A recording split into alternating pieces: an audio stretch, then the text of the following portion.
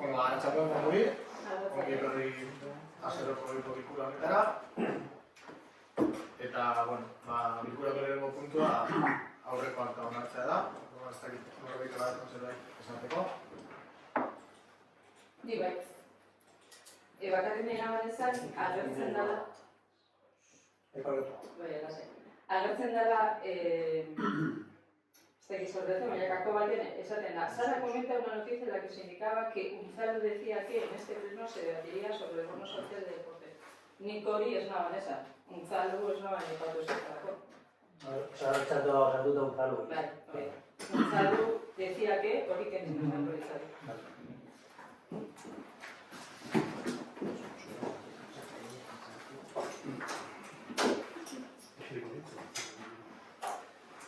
Vale, bueno, zuzenketa hori egin da orduan, onartutzat egoten dugu harta. Vale. Pasatzen gara orduan bigarren puntura, bigarren puntuan, azarako 25ko adierazpena dekogu, berakizua zen azarako 25. Abainoko udaletxetik publiko egin zen, atxoko gunean beretan, abainoko udaletik adostutako adierazpena, eta gorko pleguan, irakurri ningu dugu. Azaroaren 25ko adierazpena emakumeen kontrako indarkeria desagerrarazteko nazioarteko eguna dela eta. Azaroaren 25 emakumeen kontrako indarkeria desagerrarazteko nazioarteko eguna dela eta, Abadiñoko udaletik irmo gaitzesten ditugu indarkeria matxistaren adierazpen guztiak. Eta gure konpromisoa berresten dugu lanean jarraitzeko modu koordinatuan mugimendu feministarekin eta gizarte osoarekin. Hauten erreparazioan jarri nahi dugu arreta. Udalak behartuta daude ez dela emakumerik biktimizatuko berriro eta biktimen eskubideak eta ahalduntzea izango direla neurri guztien ardatza. Udalek ardura sozial eta politikoa daukate biktimen eskubideak bermatuko dituen gizarte bat eraikitzeko. Borroka horretan funtsezkoa da emakumeen aurkako indarkeria matxista ukatzen duten diskurtsoak salatzea. Diskurtso horiek babestu eta indartu egiten dute emakumeen aurkako indarkeria eta biktimek pairatzen duten minari erruduntasuna, babes falta eta lotza gehitzen die, erasotzaileen ekintzak justifikatu eta onartzeko diskurtsoak diren aldetik. Diskurtso horiek gezurtatuz emakumeen aurkako indarkeria matxistaren datuek gogorarazten digute gure gizarteak badaukala oraindik arazo bat, giza eskubideen urraketa sistematiko bat, emakumeen eta gizonen arteko desberdintasunean oinarrikoa eta esparru guztietan, ekonomikoa, politikoa, kulturalean, sozialean, simbolikoan, azalerazten dena diskriminazio eta desparekotasunaren bidez. Kontutan harturik hori guztia Abadiñoko udaletik konpromiso hauek hartzen ditugu. Udalak eskura dituen baliabide guztiak eskaintzea indarkeria matxistatik bizirik irten diren emakumeei berreskuratu dezaten erasoaren aurrean zeukaten bizimodua. Emakumeen aurkako indarkeria ukatzen edo eta gutxiesten duen erreakzio matxistei aurre egitea, herriko eragileekin elkarlanean arituz. Gizonei eta mutilei zuzendutako sentsibilizazio neurriak egunero jasotzen dituzten mezu misoginoak, emakumeen aurkako mezu bortitzak eta berdintasunaren aurkakoak desaktibatzeko, bitarteko digitalen bidez jasotzen dituztenak barne. Eskola komunitateari eta herriari zuzendutako hezkuntza eta prestakuntza prozesuak indartzea Abadiño Sex programaren bidez. Sakontzen eta indartzen jarraitzea Duranaldeko indarkeria matxistaren aurkako koordinazio protokoloa. Berdintasun arloari baliabideak ematea egonkortzeko eta indartzeko emakume eta gizonen arteko berdintasunaren aldeko lanketa. Azkenik animatzen zaituztegu adieraz dezazuen zuen gaitzespena indarkeria matxistari puntu more bat jarriz lehioan eta parte har dezazuen Abadiñoko mugimendu feministarekin batera indarkeria matxistaren aurka Durangon egingo den mobilizazioan. Vale, eskerrik asko, bai gara.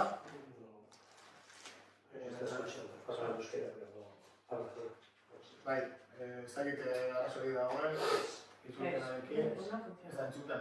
Ez. Vale, eskerrik asko. Gauko guia martxan itzulpenako sistema, orduan pasatuko gara hirugarren puntura. Bono sozialen oinarriak, eta pasatuko gara Gonzaluk.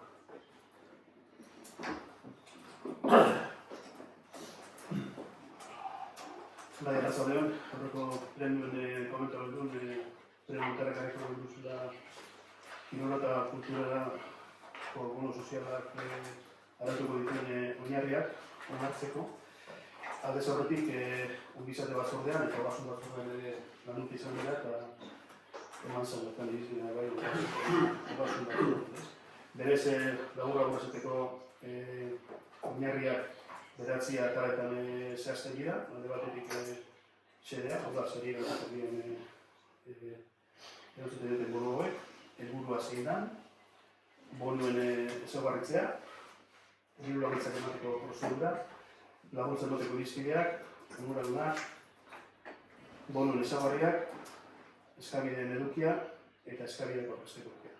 Horretan eskaztuta dauz, eta gortu batzen da, honi itxematea edo aurretzen.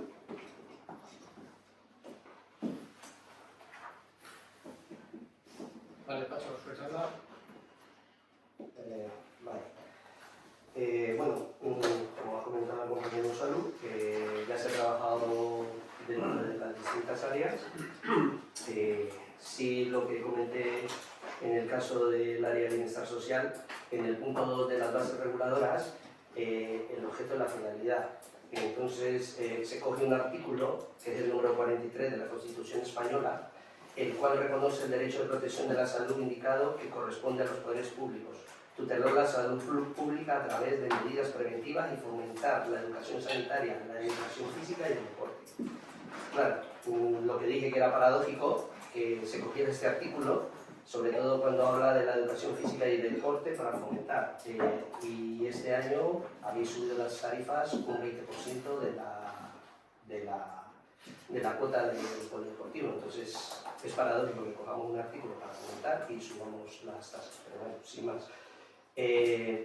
Luego también comenté, tanto en un área como otro, desde mucho más atrás, antes del anterior pleno, que había que hacerlo, hacer unas bases debido a que no se había trabajado en ningún área. Se ha traído, en el pleno pasado ya vimos que no se pudo dictaminar nada pues porque no se había trabajado. Me parece un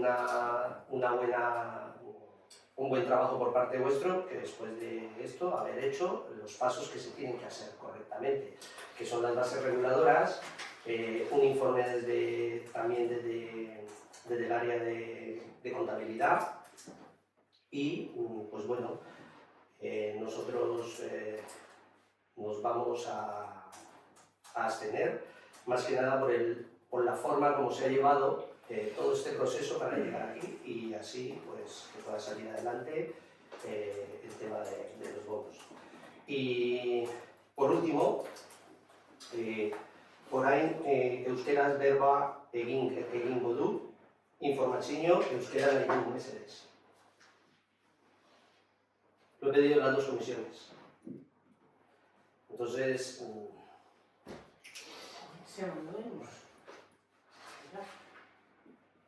pues se pasó en la última que fue la de Hacienda. El Teams está en los dos idiomas. Sí, pero no en el mismo plazo, no se permitían las 48 horas.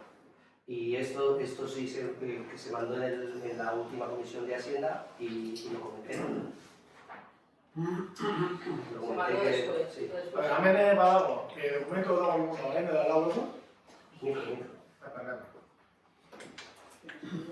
Barkatu, nik hemen ikusten dudan arabera, dokumentu dago orain dela lau egun igonda, eta bi hizkuntzetan dago dokumentu hori. Orduan ez da aldela eraso, baina plenoko karpeta ofizialan horrela agertzen da, ez da.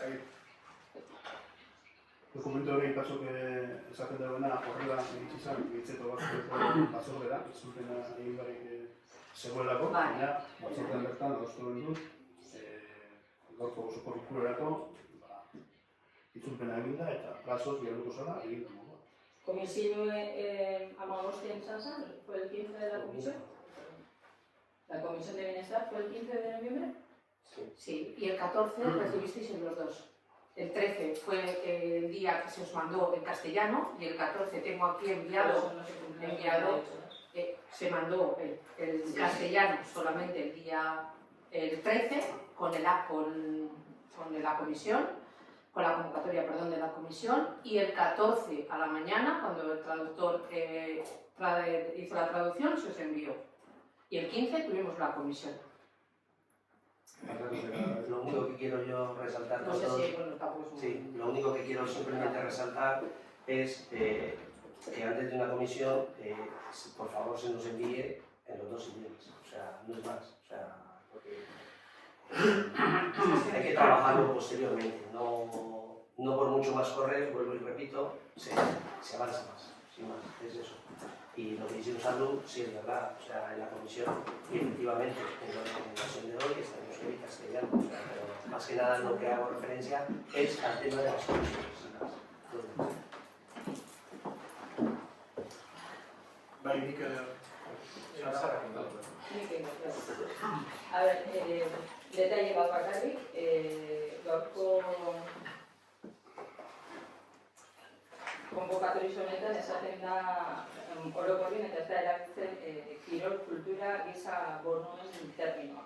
Hori bakarrik esartzea, bueno, konbokatorio hauekin danean. Gero gure aldetik esan gara dakamu, abstenitu beharko garela, batzuk esan gara inguruan, gauza berdinak.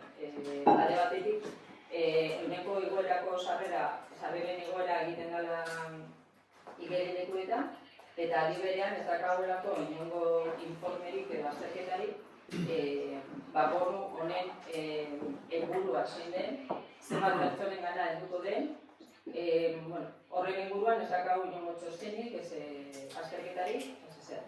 Baina aldi berean, bai dago argi zuen aldetik, igoera hori beharrezkoa dela. Horren arabera, gure bozka abstentzio izango da. Komisioan izan gauza berdinak. bai, Edurne. Vale.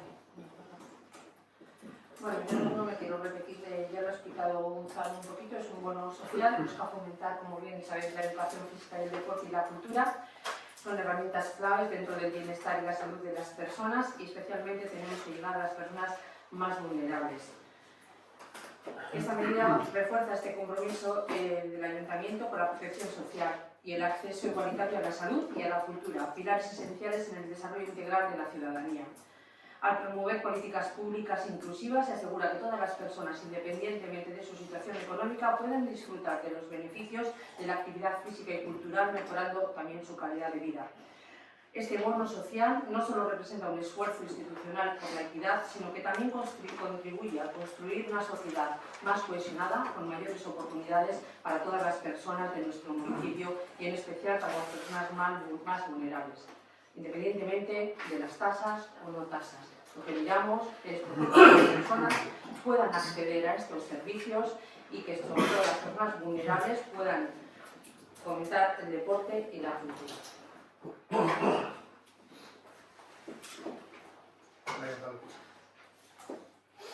Bai, lagun erantzune bat errepikatuko dute aurreko plenokoa. Zenbatentzako, zenbat pertsona izango dira onuradunak, egoalizko onuradunak bono hauenak, altzana aurreko plenoak bai. Notizik honen izango zen, inork ez eskatzen. Horrek izango dutelako inork ez duela behar izango. Eta adibidean berri ez dut. Batek eskatzen baldin badu, nahiko arrazoi da, honako bono batzuk aprobatzeko. Ez da behar besteik egiten, nahiko da. Eta gero aitatzen duzuen legeko artikulu hori, bono egitinaren ere, eguneko unean betetzen da, udalak ematu egin zerbitzuetan. Bakarrik gogorazi, kirolegiko zerbitzuan, honeko 60 gora. Diru publikoaz laguntzen duela udalak.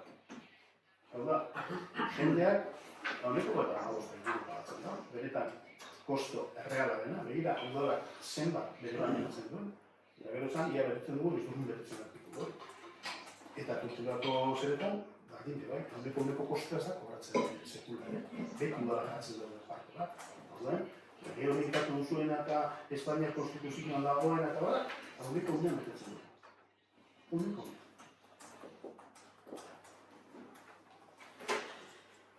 Yo como necesario que se me había olvidado también comentar que asumo que en la Comisión de Bienestar Social cuando se os mandó la convocatoria para el viernes, como decís, 15, se mandaría solamente el borrador en castellano. Evidentemente, al día siguiente, a primera hora, se mandó en los 2 idiomas. Eso también. Lo asumí, lo dije en la comisión y es algo que ya tenemos que mejorar. Pero también decir que, como había dicho Nacho, no se había tratado en ninguna comisión. Es verdad que la Comisión de Bienestar Social, llamándose Bono Social, no se había, y lo habíamos cogido en el anterior pleno y así lo recogimos y así lo hemos puesto a trabajar. Pero evidentemente sí que se había trabajado en la Comisión de Hacienda y sí que se mencionó también en la Comisión de Cultura, porque también lo mencionó Mónica, yo por matizar, simplemente eso, es verdad que la Bienestar Social no, pero se había trabajado en las dos y se había expuesto y se había dado todas las voluntades para que también vosotros podríais haber hecho las aportaciones debidas a ellas. Y nada más, no voy a decir nada más. Gracias. Sin más, referente a lo que acabas de decir, pues resulta que cuando se llegó a la comisión de Hacienda, una de las críticas que hice fue, y lo dije aquí en el pleno, que por qué no habíamos apoyado, era porque había salido mucho antes una noticia desde el día lunes en los medios y se había hablado de un bono social que ni tan siquiera había pasado por la comisión. O sea, es que es así, o sea, no se había dictaminado ni se había hablado ni tan siquiera del bono social. Se habían hablado de otras cosas, entonces creo que ahí te equivocas. Si miras el pleno, porque yo suelo siempre un poco mirar los plenos a ver tal, y si lo miras, ya verás la explicación que di. ¿Cuál era el motivo por el cual no es? O sea, no digas que se ha trabajado en una comisión cuando no se ha trabajado. Primero se publicó, que nos dimos cuenta fue ahí del bono social de las piscinas, que de hecho lo del tema del bono cultural, lo que dije en el pleno pasado, lo sabía porque Mónica en un momento determinado, de una forma coloquial, lo había comentado y ya está, sin más, era lo único que teníamos sobre encima de la mesa. Pero del bono social de piscinas no teníamos absolutamente nada. Teníamos las tarifas de progresividad, tal, pero el bono social no había. Por eso. La comisión sí. Entonces, sin más, o sea, no vamos a debatir algo que ya está más que debatido. Entonces, pues creo que simplemente por aclarar lo que acabas de comentar, sin más. Gracias. Bueno, bukatzeko nik uste dute garrantzitsua dela ubikatzea gaurko pleno honetan bozkatuko dugun neurri hau. Da neurri historiko bat agarinda, tamainoko udaletxean. Ez dakit leku askotan nolakorik egongo den, baina aurrera irtetzen baldin bada, egingo dugu posible, Abadiñon gaur egun, beraien egoera ekonomikoagaitik, zerbitzu batzuk erabiltzen ez duten herritar batzuek, honi esker hori posible izatea. Eta jende bat, orain arte, piztinetatik kanpo egon dena, ez duelako izan aukerarik, eta lehen guztietakoa dira, eta horrek baditu konotazio desberdinak, edo bai gizarte integrazioa eta gizarte kohesioan, eta berdina kultur ikuskizunetan eta jarduetan. Orduan, nik uste garrantzitsua eta azpimarratzea hori posible izango dela, urratz garrantzitsua da Abadiñoko herritarren bizikalitatea hobetzea aldera, eta horrekin uste dut edatu behar dela, eta hemendik aurrera jendeak eskareak egingo ditu, eta ikusiko dugu, denboraren poderioz, zenbat jendeak eskatzen duen, eta nola doan, baina uste dut horrekin edatu behar dela, eta besterik gabe, bozkatuko dugu. Aldeko bozkak, abstentzioak.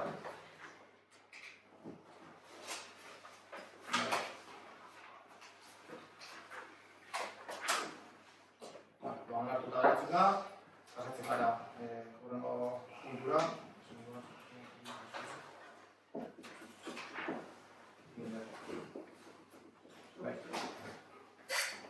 Horreko ezta? Bale. Bueno, hurrengo puntua Gontzalo bai azalduko du, ogasun batzordean berak aipatuko du zagoekin, baina prozesu luze eta sakon bat burutu da. Eta, zorionez badaukagu 2025ko aurrekontuen proposamena bako pleno honetan, eta, Gontzalo azalduko da, eta gero gainentzeko, zuen ekarpenak egingo duzu ez.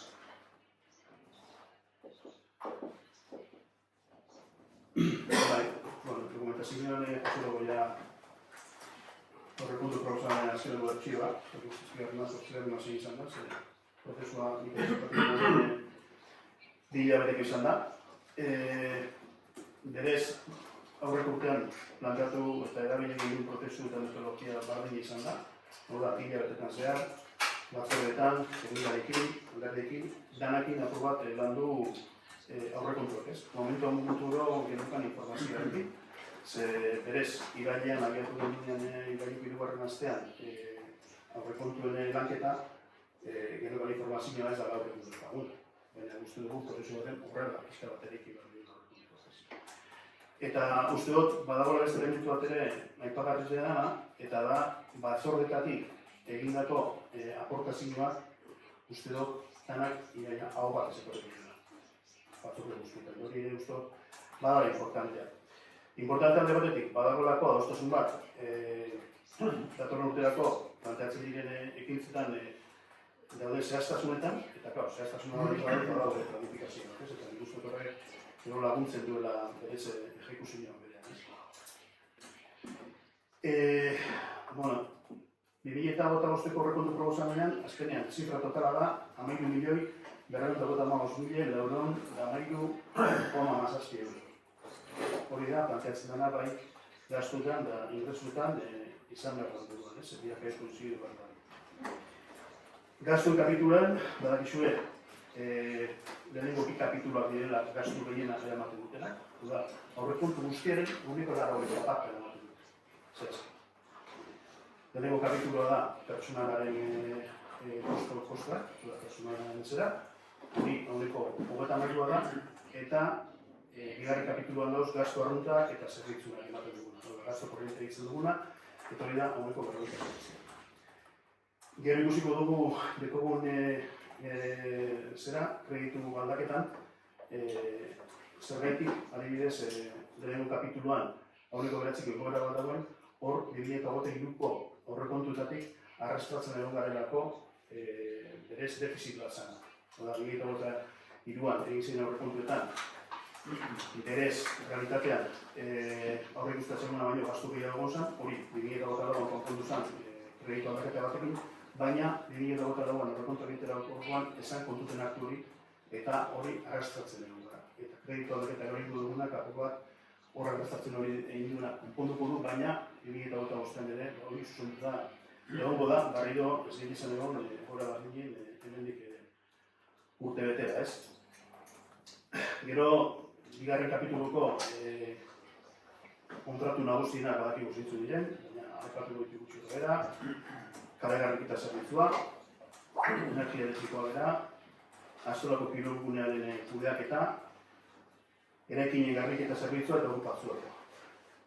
Hauek guztietatik, bereziki, datorren urtean badaukagu lan bat eta lan lehentasunezko bat, da Astolako kirolguneko nolabaiteko dekogun defizita eta gastuak aztertu, hori murrizteko. Momentu eta dugu 600.000 euroko defizita. Eta benetan, hori mantentzea badu horrela, hori ez da irangoa. Ez da posible hori mantentzea badu defizita, bakarrik zerbitzu horretan. Duen, aztertu behar dugu, datorren urtean gastu extra murriztuak diren. Uste dugu, datorren urtea tokatzen dara egitea bai, datorren urteko urrian, sartu ezpan abi, gaur eguneko eferzari, esaipena nolabait errenovatzea edo amaitzea tokatzen darako. Aldez aurretik, bere egintzei beharko dugu, ikusi beharko dugu, adostasun bat erabiltzen garen, gastuak murrizterako orduan ze formazio erabilia dugun eta adostasun baldin badago, prorroga bat ilusatzea zerbitzurako, edo ez badago adostasunik, hartu dugu, edo ikusten dugu. Baina berez, 600.000 eurotako defizita urtero mantentzarena hori izan dago. Daukagu, eta kontu. Gero, ikusten teiparia, azpimarratu behar dara bai, laugarren kapitulua, ze berez, kasi 2 milioi eurotako dira. Eta kapitulu honetan batzen dira, bereziki, komiteareko zerbitzuen gastuak, eta bereziki, abadein gorriko eragile, elkarte, eta barri, bideratzen dut zauzen, diruak, diru laguntzak, ez? Eta hori guztu azken berrotu behar dira, azkenien, 50 eragiletik gora direla, azken baten udalaren laguntzak hartutzen da. Hori dirutan, 550.000 euro pasatxo dira. Eta gu uste dugu, bereziki, herrigintzaren, herri baten herrigintzaren bihotzen kokatzen bat ditugu elkarteak eta eragileak, Abadiñon herrigintza bintzet, bizirik badagoela. Bintzetatuak hori erakusten dut, beste eragileekin eukitea Europako hartu imana, nik uste dut badala aberazgarria, ez? Eta gero azkenik inbertsitorako aurrekontu parte hartzaileena eta gero hor barruan sartuta 100 milioi euro eskazokingo duzun inbertsioetarako. Eta inbertsioetan lehentasuna emango diguna da berezik dagoen diruarekin Sarrastako errepideak konpontzeari. Uste dugu oso urgentea dara hori. Eta printzipioz urgentzia horrekin ahalik eta lasterren proiektu egingo da eta eslepena atarako da. Dana gara, kontutan hartu behar dugu, martxoaren bukaeran, aprilaren hasieran, 2008ko aurrekontu likidazioa egingo dugula, eta hor agertuko dela, adibidez, ze emaitza eman duen 2008 urteak, hor ikusiko dugu defizitik irabazi dugu, normalen irabaziak izango dira, eta horrekongo dira remanentea. Ikusiko dugu, remanentea zenbat diru dekogun, remanente horrekin, ze lehentasun ipiniko ditugun, aurrean zen indarretako inbertsioetan. Legegintzari agenda badaukagu, hor markatuta daude urteetan bai, alde bat ikasola inguruko urroliketa plantatu egiteko, Astolako etxebizitzen saneamentuak eror daude, eta horrek lehentasunezkoak ipiniti dauz beste asko egungo dira bai, ez? Azken baten, kudatu beharko dugu daukagun dirua eta daukagun Zarrei dagokionez, esan behar duguna da, bereziki, zarrean ia eunekona, 89 dator udalkutxatik, euneko 59 da, eta besti da, zerga tasak zerbitzu publikoetatik datorren, euneko 59. Azken honetan, egin dugu zela eguneratzeak, egokitzapenak, baite bai progresibitatea aplikatzeko neurrekin duguz. Horren adibide da, horreko puntuan emartu ditugun bono sozialak. Eta atal honetan, beti presente egin beharko dugun elementua da, inbertsio egiteko azenean, ekimen egiteko azenean, landu beharko ditula ere, udaletik kanpoko diru laguntza. Dan ezin dugu lehen lekuz. Eta hori, bereziki, presente egin behar dugun elementua da. Eta digidatik itzaren. Igezko horrekontuekin, eta hogetaleko horrekontuekin, geriz den zuen, urronik eta egitek gabezenak, okestu gendu zen, erein programara eta aukinduko ditu laguntza. Eta hori, bada importantea, presente okiteaz, azken baten, dana ezingo dugu gure. Beraz, labur esan da. Gu uste dugu, printzipioz orkesten den proposamena, Abadiñoko realitateari loturiko horrekuntua zuen. Hoxe dagoena, honenako zerrerako, zerreretan eta gastuetako. Eta bereziki, datorren urtean, urrengo horrekuntoko landurduko, orkesturuko, urrengo proposamena, 2006 urrengo dena ipatu duten, azorako kirolgunea sartu beharko dugu, eta tartean ere, komunitateak ematen duen zerbitzua zaborrak biltzen dena eta bar, arautegi barriera egokitzeko hartu beharko dira erabatik eratu beharko dugu. Segura asko lotuak egongo dira zerbitzuaren postuari dagokionez, baina baitera bai zerbitzua eta bai.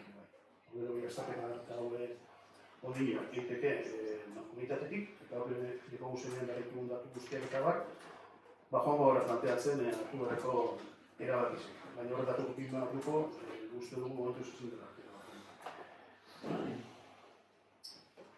Eta gero, pentsatzen importante dela, elemismo ez dela. Ogasun batzorde emondan ebazkenin, ez dagoen kontrako boskarik horregun dut. Eta uste dut ere datu importante da. Vale, eskerrik asko Gonzalo, ez horien gaitik. Patxo, ezan da. Bueno, referente al tema de presupuestos, sí, como comenta el compañero Gonzalo, se ha trabajado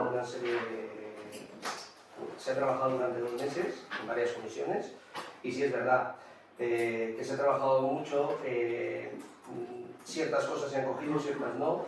Desde mi grupo, desde el Partido Socialista de Abadiño, queremos dejar claro 2 cosas fundamentales. las pedí el año pasado. El año pasado aprobamos los presupuestos porque vimos que era una continuidad, como dice Unzalu, y se está siguiendo con esa continuidad, ese modelo, pero lo que sí no vamos a tolerar y a estar de acuerdo es con la subida de impuestos. Lo que dije en el pleno pasado, es el camino más fácil para recoger dinero. Entonces, yo creo que hay que hacer un estudio, ya hice una propuesta, creo que presenté, y lo dije aquí en el pleno, el tema de las 5 S. Y lo único con esto quiero dejar claro de que nosotros, desde el Partido Socialista, hemos recalcado desde el año pasado lo del tema de los impuestos, habéis cogido el camino más fácil, las tasas, lo mismo. Lo que dice Unzalu es verdad, se puede trabajarlo el tema del polideportivo, pero claro, trabajarlo, hay que trabajarlo no subiendo las tarifas, que es lo más fácil. Ese es el camino que para mí es el más corto. Y lo que hay que intentar es llegar, y también lo comenté en el pleno anterior. Antes teníais una varita mágica con menos dinero, que era 1.500.000, ahora tenemos 2.500.000 y no sé qué ha pasado.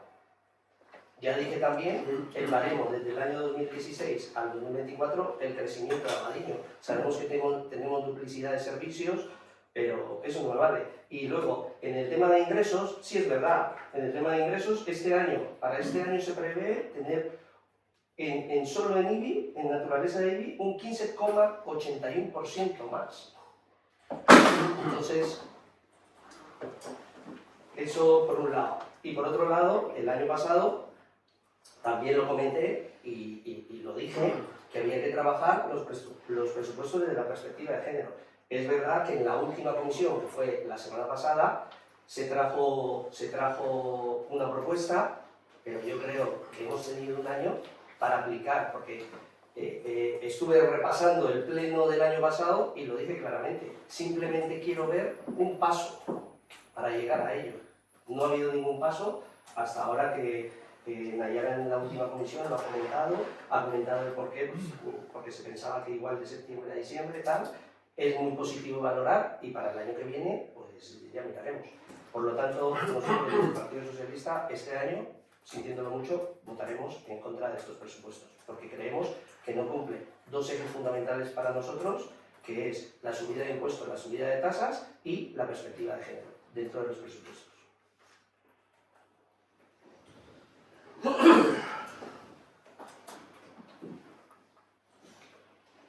Nahi barkatu, ez dakit Iñaki, Bueno, dokumentuen orokortasun baten, nahiz eta egin handi baten ados gauzen, zenbaki potolotan bai dauz bigiru gauza komentu nahi gauzenak eta horrek gure gauza modu baten erratu badalien, ezta? Ez die bono sozialen eta sindikate berari lotutako diru-sarreren gutxipenak ez di kontanak egiten presupuestuen. Zoz, modu baten edo besti makatuko die, diru-sarrera horrek, baina ez di kontanak egiten. Behar bada ez di asko izango eta zenera ona izango zen, baina hor diru-sarrerak bakatu egingo die. Eta gero bai, mankomunitatien juetakin be, horre, zuen juetakin egingo die, eta horre, ez duzu guztu hori ondo kontuen, hori alde batetik. Bigarren mundu izango zen, oposizioen egon da, Euskal Herria Bildu taldetik, hainbat urtetan eskatu izan da, subentzioek konkurrentzia nominatikoan atarati, ez izatea nominatikoek, eta urten uste dara zuen bigarren aurrekontu eta jarraitzen dugu subentzio nominatikoak egoten. Egu ez goz horren kontra, hori egin da, eta guk hola egiten duen. Baina, lehen modu bat ezaten zinuen, da hori zuek bebatik jarraitzen duzu, hori, arro horretan, kriterio hori ez mantentzio apur bat, esan garezia da. Gero, hirugarren kontu moduen, zenbaki egituzite, inbezindutarako da, udalak aproboko dago, bere presupuesto gozupen, 2% inbezindutarako. Usaroak aipatu ondatu ez da ondo, 200 milioi estien ezinetarako, 227 milioi dira, estien ezinetarako dauzenak. Eta hori da, presupuesto zuen honeko gizien. Horrekin, nahiz eta udalkuntzan diru-sarrerak handizik izen, oso honak izen, justu garrako presupuestu, esan du komento dugu, nik ezinetarako 227 milioi eurogaz, oso gitsi da. Presupuesto zuen oso gitsi da. Eta, claro, presupuesto zuen, honek gitsi gora, honeko 6 egon da horreko urtetik konparaute, claro, personala, seguramente, asentismo asko dagoelako, baja asko dagoelako, eta izi honeko amarrerako ez. Aurten ita zuzendu da, kopernuen egingo dugu modifikazioaz zuzendu da, baina aurreko urtean presupuesto ginunagaz, izi honeko amarra da, 300 milioi euro. Da gasto korrantien be, euro sortzen. Horrek zegiten dago, udaletxen dezino kapazitatea murriztu. Ez dugu ez da denuz finanzientarako. Eta falta matatzen dugu diru hori, batez ere motapiatzen kapitulotik, diru hori 3 lau proiektuetarako. Zergaitako osasun anitzeko, proiektue, pasu emateko ez da, hori ez da urte beti egin, bizenez, baina pasu emateko, makina eta muntxagazen dauzen aparketako problemak hobetzeko, eta rekomendo duzuen moduen, astolatara horietako saneamendu arazo epe, dute konpontzeko, ezta. Dalanda guztire, zagaztarako bide konpontzeko ipinean dirudagaz, ez da heltzen obra bilik. Orduen, erabakin emat hartu beharko zuen, txorabat genuen, eta jugara amaten obrie. Edo, udabarrien azteko, edo likidazio egin dagoenien, remanentetik hartu eta obrie aurrera dateko, baina hori okatuko falta. Da, bueno, guk azterri dugu gara, ez dugu kontra motatzeko argumentu hori, eta hori ez dugu uste du azten zinue korpos gure gotu izangoan.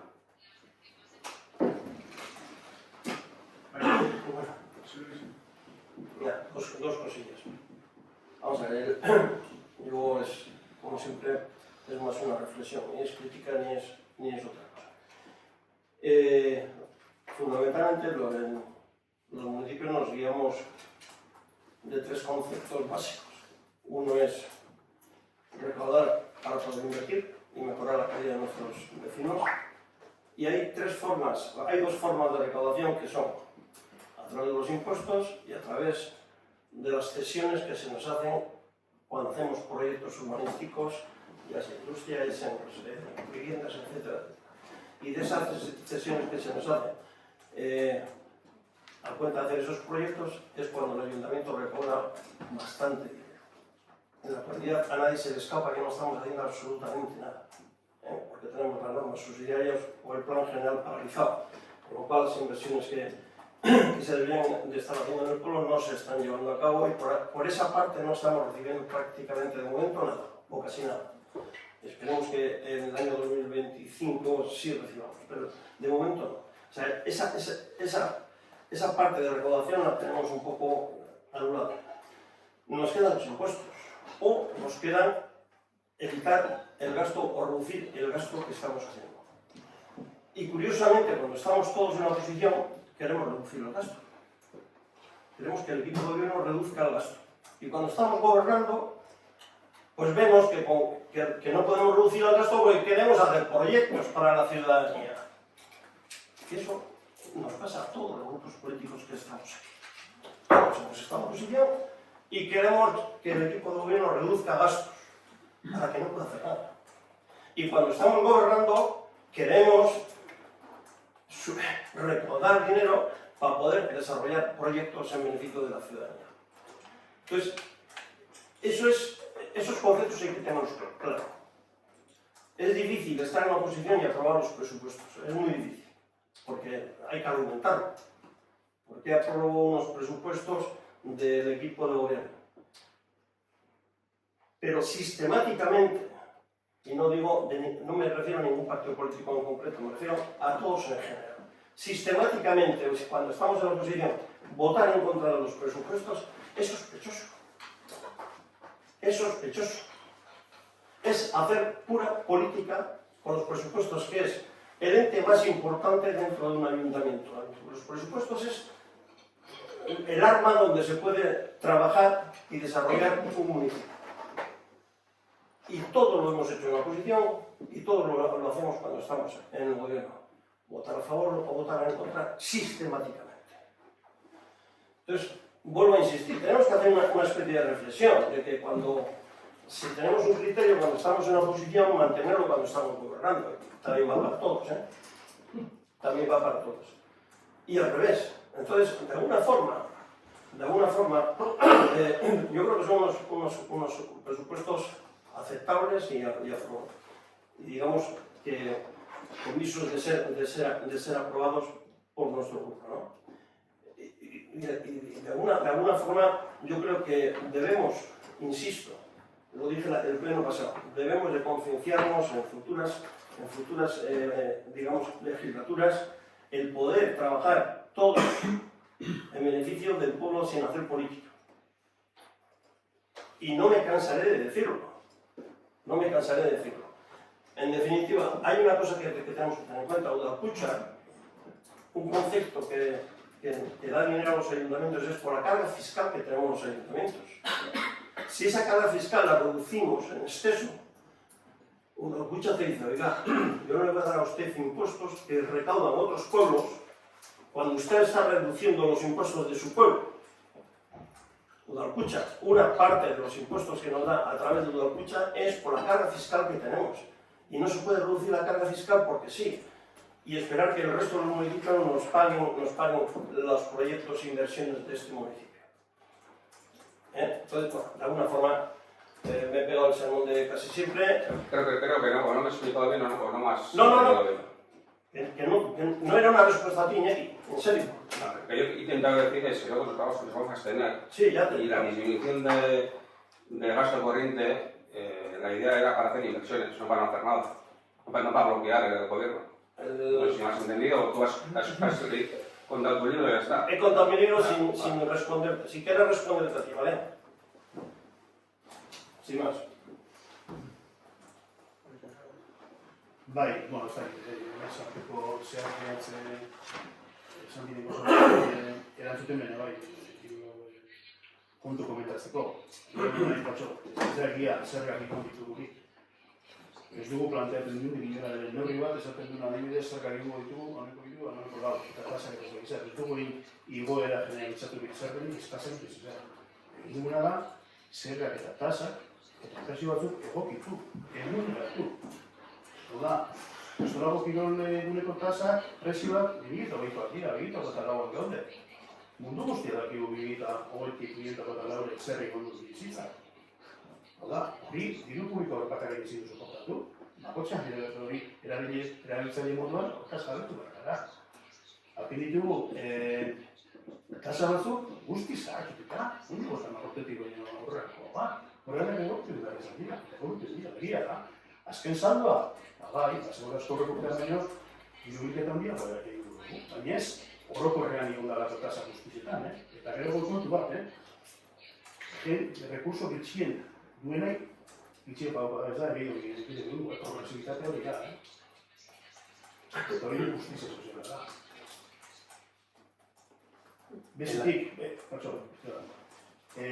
Bestetik, eta hau esatzen dut apurra posibiliz egin duenarekin.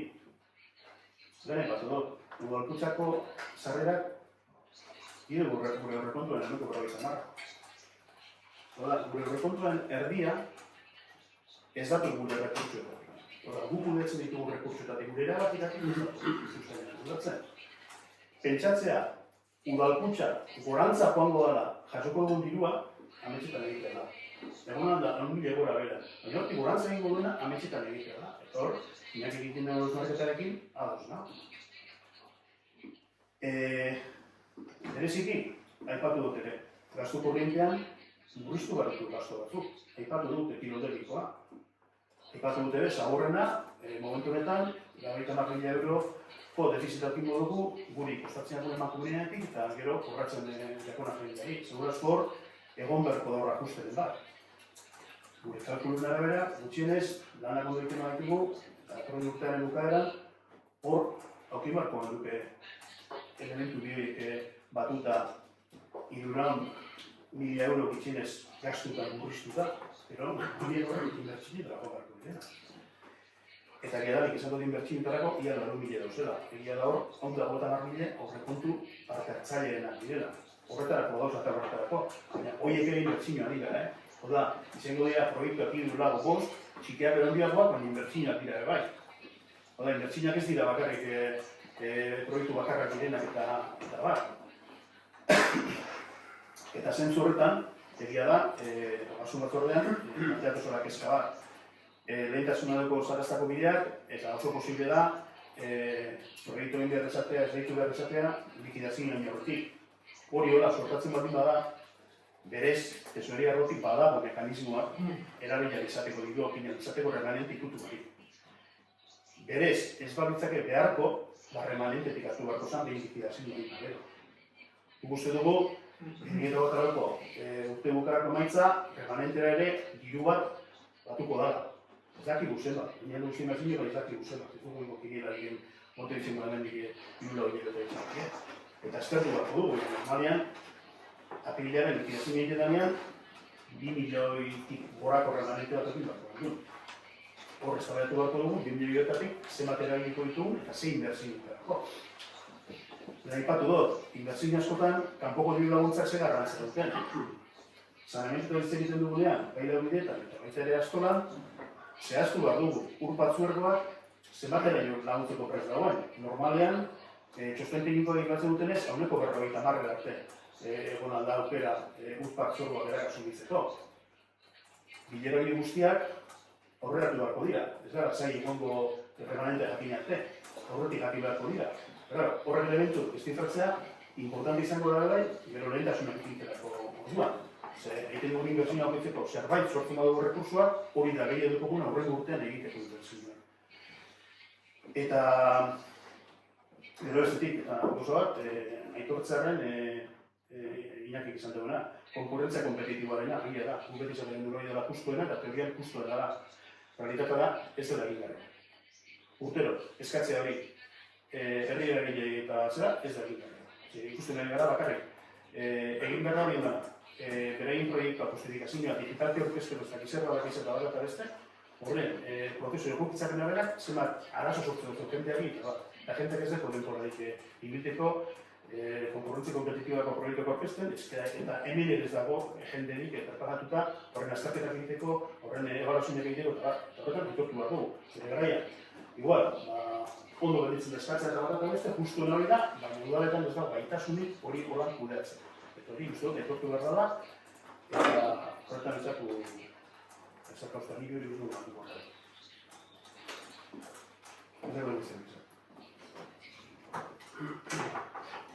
Vale, paso. Sí, vale, referente a lo que decía Gonzalo, sí, efectivamente, lo que dices tú es muy claro. Hablamos de justicia social y te lo pregunté en la comisión, porque en las piscinas no aplican la progresividad. Pregunté, ¿se aplica la progresividad en las piscinas? Han dicho que no. Maquillamos con un bono social, que está muy bien, pero es insuficiente para las personas de aquí a Abadiño. Vuelvo y me remito al artículo 43 de la Constitución española. Es eso. Referente a lo de los impuestos, lo pone claramente aquí el valor, un 15% más. ¿Debido a qué? A una subida. Porque una cosa es la valoración catastral que hace la Diputación y otra cosa es el IBI, que es el que nosotros manejamos y subimos. O sea, no me mezcles porque está muy claro. ¿Se ha subido o no se ha subido en un sector? Es simplemente eso, o sea, que digas que no se ha subido, claro que se ha subido, porque la valoración catastral de todos en este caso viviendas y todo, lo hace la Diputación. Y el IBI lo aplicamos nosotros, subidas, bajadas y eso. Y lo único que habéis hecho es subir y penalizar a las viviendas de más de 180.000 euros, que ya lo dijo Carizábal en el pleno pasado, que creo que van a ser los caseríos y esto para el 2025, pues ya lo veremos. Entonces, que digas que no se ha subido, no lo sé. Está en el papel, o sea, en el documento, pero bueno, sin más. Es vuestra lectura, me parece muy bien. Yo ya dije dos ejes fundamentales. Y respecto a lo que decía en este caso José Luis, de que cuando estamos en la oposición decimos no hacer gasto, no hacer... No, yo en ningún momento he pedido eso. He pedido simplemente dos ejes fundamentales: subida de impuestos, subida de tasas y la perspectiva de género, que era una cosa que también vosotros año tras año reclamaste. En un pleno me contestaste y me dijiste en este pleno y en la comisión que es un trabajo arduo, que hay que hacerlo, progresivo. Yo no estoy pidiendo de que se haga ya y para el 2025 tenerlo, porque sabemos lo que conlleva eso, la perspectiva de género. Entonces, simplemente he solicitado eso. En ningún momento he solicitado más dinero para inversión, menos dinero para gastos, nada. O sea, no he dicho nada de eso. Simplemente esos dos ejes, sin más. Bai, pasa da, gabitzaren, aipatu duzu ibiarena. Osa, ibiaren inguruan hartu ditugu erabakiak 2008 lagunetan. Berezik da, 2025 jendeak pagatuko duena eta udalak 2026an ingresatuko duena. Hau da, 2026an hemen ibiko ingreso modu agertuko dana, ez dugu zer ikusirik aurten hartu ditugu erabakiak. Aurretik hartuko daudela. Gero, printzipioz, Diputazioak indituen balorazio katastral berrize kontutan dukinde, aplikatu euskero ordenak egin duzuen zerak, tipoak, ateratzen dekun udalak bere osotasunean 81.000 euro bitxeago rekadoko zara. Plantatu gendu. Ikusik edekogun aurrekontuen eskeletoa eta bat, itxienez plantatu behar duen formula bat, ingresoa mantentzen jarraitzeko, mantentzen horretan planteatu behar formula izan zen, eta bi aukera deko guz. Ero tabla arras aplikatzen diogu zer guztizen, eskala guztizen, edo bestena egin dugune da, eskala capacidade financiero handia suposatzen jakinei, ahi aplikatu zau, gorako igoera bat, eta horri aplikatu zau. Eta ez besterik, horri aplikatu. Eta hori progresibidadea gara, eta progresibidadea izaten dugunean, kirol zerbitzuetan, progresibidadea ez da presio bajatzea, Progresibitatea da, jendeak pagatzea bere almenaren arabera. Eta esaten dizu, jendeak onino, zerbitzu horren kosto errealaren 1,25 ez du pagatzen bere zerrelakin. 1,25 bez. Eta pentsatu, zertaz ari garen. Eta gu plantatu dugun prezioen igoeran, kirolerian, suposatzen dago, 50.000, 60.000 euro. Ez da hori suposatzen. Itzegiten ari gara, gasto batzu murriztu beharko ditugula zerbitzu horretan, 50.000 eurotik 60.000 euro bitarteko. Biarratze baten, irankorretzen analiziteko. Eta ez dakik hori urteretean egin izango da, igual, pareat urte dira hori egiteko. Eta zentzu horretan, datuak, oie, dira, ez dago beste datu. Sí, Gonzalo, sin eso yo no te estoy diciendo nada de lo contrario, pero te recuerdo que saqué en el pleno pasado también que vosotros decíais que la instalación deportiva, cuando estabas en la oposición, y ahí sí retomo lo que acabo de comentar José Luis, decíais que era la instalación más cara de todo Durangaldea, de todo el duranguesado, tal. Eso lo decís vosotros, no lo decía yo. Eso está grabado, está en las actas y ya está. Por eso digo, ¿dónde está esa famosa varita mágica que teníais para gestionar el ayuntamiento? Ahora os habéis topado con una realidad, es muy valorable lo que acabas de decir, o sea, lo que le has contestado a Alexis, o sea, que no se te caen los anillos en reconocer. Entonces, me parece muy bien, ahora que queda el próximo año, trabajar para intentar mejorar ello, o sea, pero que me digas que no, o sea, ahora os estáis dando cuenta de la realidad, o sea, entonces, pero vuelvo y te repito, no es subir, hay que buscar una metodología en la cual llegamos y no cojamos y condenemos a las personas de nuestro municipio. Lo que tenemos que hacer es intentar fomentar. ¿Cuál es la fórmula? Pues trabajarla, ya está, sin más. Ya te comenté lo de las 5 S. O sea, Igitzen da, berbak egin dut bat, zerbitzu publiko baten, prezioen eguneratze bat egitea, eta planteatzea, honeko hogei bat igotearena, lehurtetan igon bai dagoelako. Normalia gainera da, urtero, lehurtetan IPZ igon duena, eta hori, kondena bat dara, erabiltzen gintzako, hitz hori erabiltzea, kondenatzea, uste dut, neurritik kanpoa da, guztiz. Eta datu bakarroten hau dizut, Astorako kirolguneko esleipena Eta enpresa barri batik kontratazio ematarena aurreko udal gobernuak egin zenuten. Eta tartan zu ziren ardura, udal gobernuek ez zuen egin hori. Udal gobernu hori tokatzen jako kudeatzea hori. Defizit hori kudeatzea tokatzen jako, baina defizit horren ardura ez da gugea, zuen hori. Eta, bueno, bakarrik gauzata argitzea, eta ere nahi bai, genero ikuspegia txertatutako, edo genero ikuspegia txertatutako horrekontu gainak bai, esaten baina da. Ziriaren gaiak nik uste dut, behar duela argipeen gehiagarri bat, azkenean aurreko plenuan bai, errepikatu zuelako mantra edo datu batzuk, eta bere momentua esan duen presidenta egia, eta gaur nik uste dut, nazmenik ez egoteko garriro errepikatu behar dela. Lega eta behin. 2025 aurrekontutan aurre ikusten den dirua da aurten 2024ko urrian Abadiñarrek ordaindu dutena. Eta hori da aurreko balio katastralekin, eta hori da 2021 lehen urtean hartu genuen erabakiaren ondorioa. Erabaki hartan, erabaki genuen balio katastral batzutatik gorako industriak eta komertzioek gehiago ordaintzea. Eta diru kopuru balio katastralatik derako komertzioek, industriak eta etxe bizitzek ditxiego ordaintzea, eta gaur egun jendeak ikusi izan du, beraien etxeko ekonomiak hori nola gauzatu den. Eta horrek egiten duena da, pertsona esan dugun, diru patrimonio arrunta dutan pertsonengan, jaitsira bat egon da, eta liberean udalarentzako euneko 5ko igoera bat. Eta hori da, progresibitate aplikatzen, uste dugu, ondo dagoen neurri bat delako, dela, azken finean, egiten duelako, Abadiñoko udalak izatea diru kopuru bat, eguneko gastui aurre egiteko.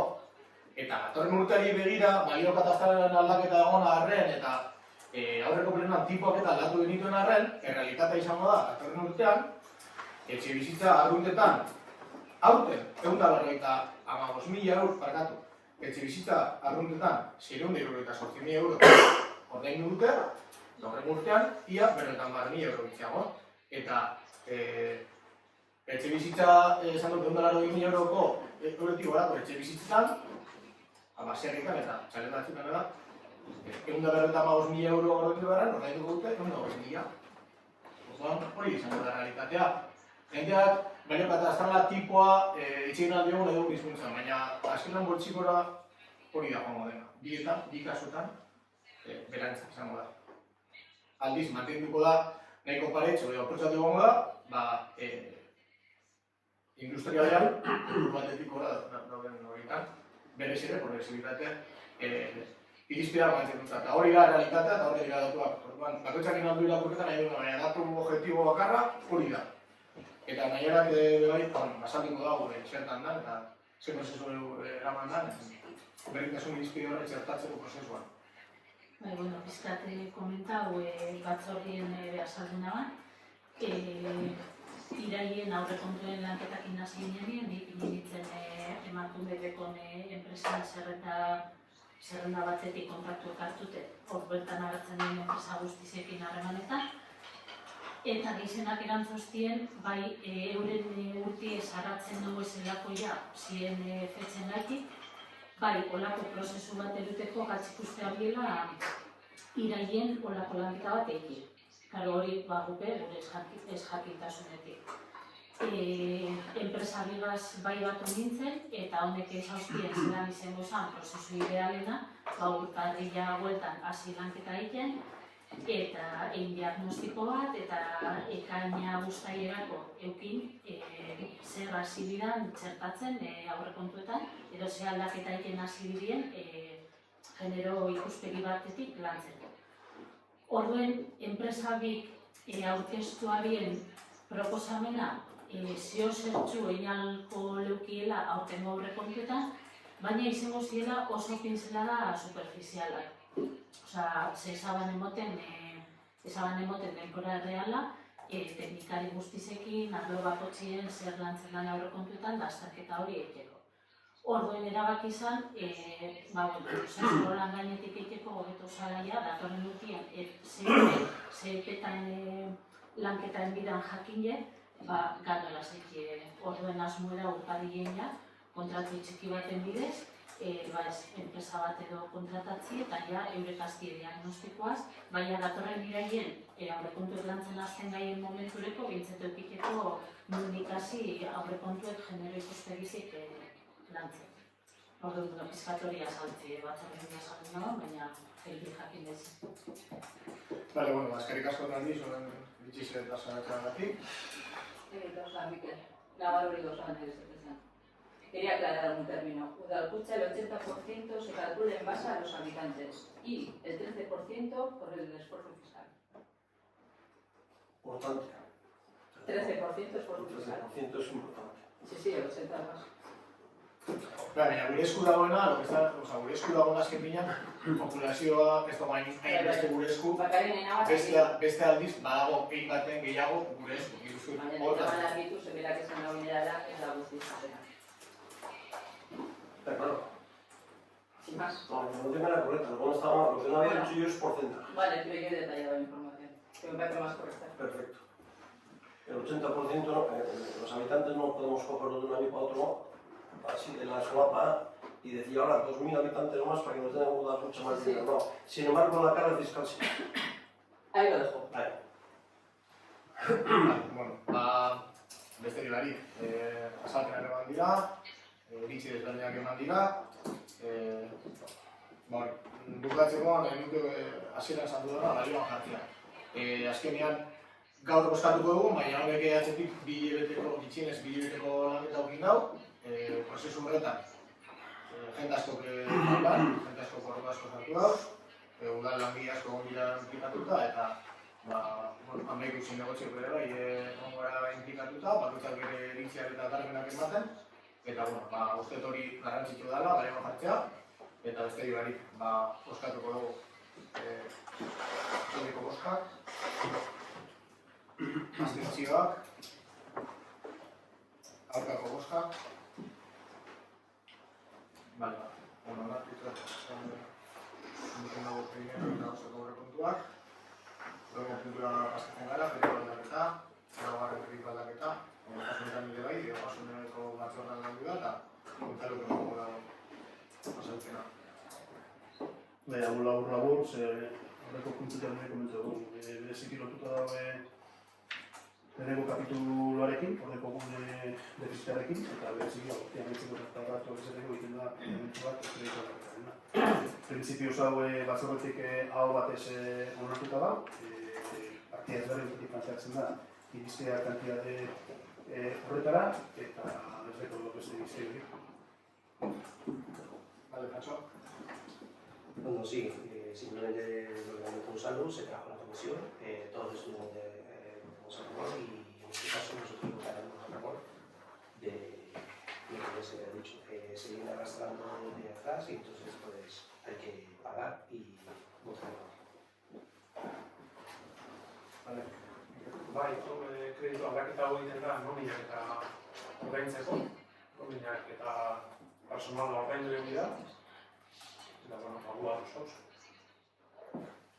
Sí. Vale, eskerrik asko denoi, bozkatzera pasatuko gara, aldeko bozkak.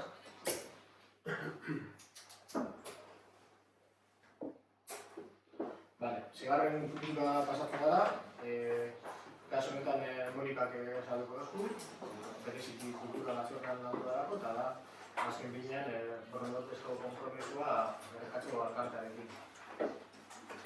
Bai, puntu honetan landuko duguna errekatxo elkartearekin hitzarmena da. Hitzarmen honen bidez, Mendiolako lehengo eskolako eraikina errekatxo elkartearen eskuetan 10 urte susteko proposamena dugu gure ustez, beraien kudeaketa orain arte eredugarria izan delako. Adibide batzuk aipatuko ditugu.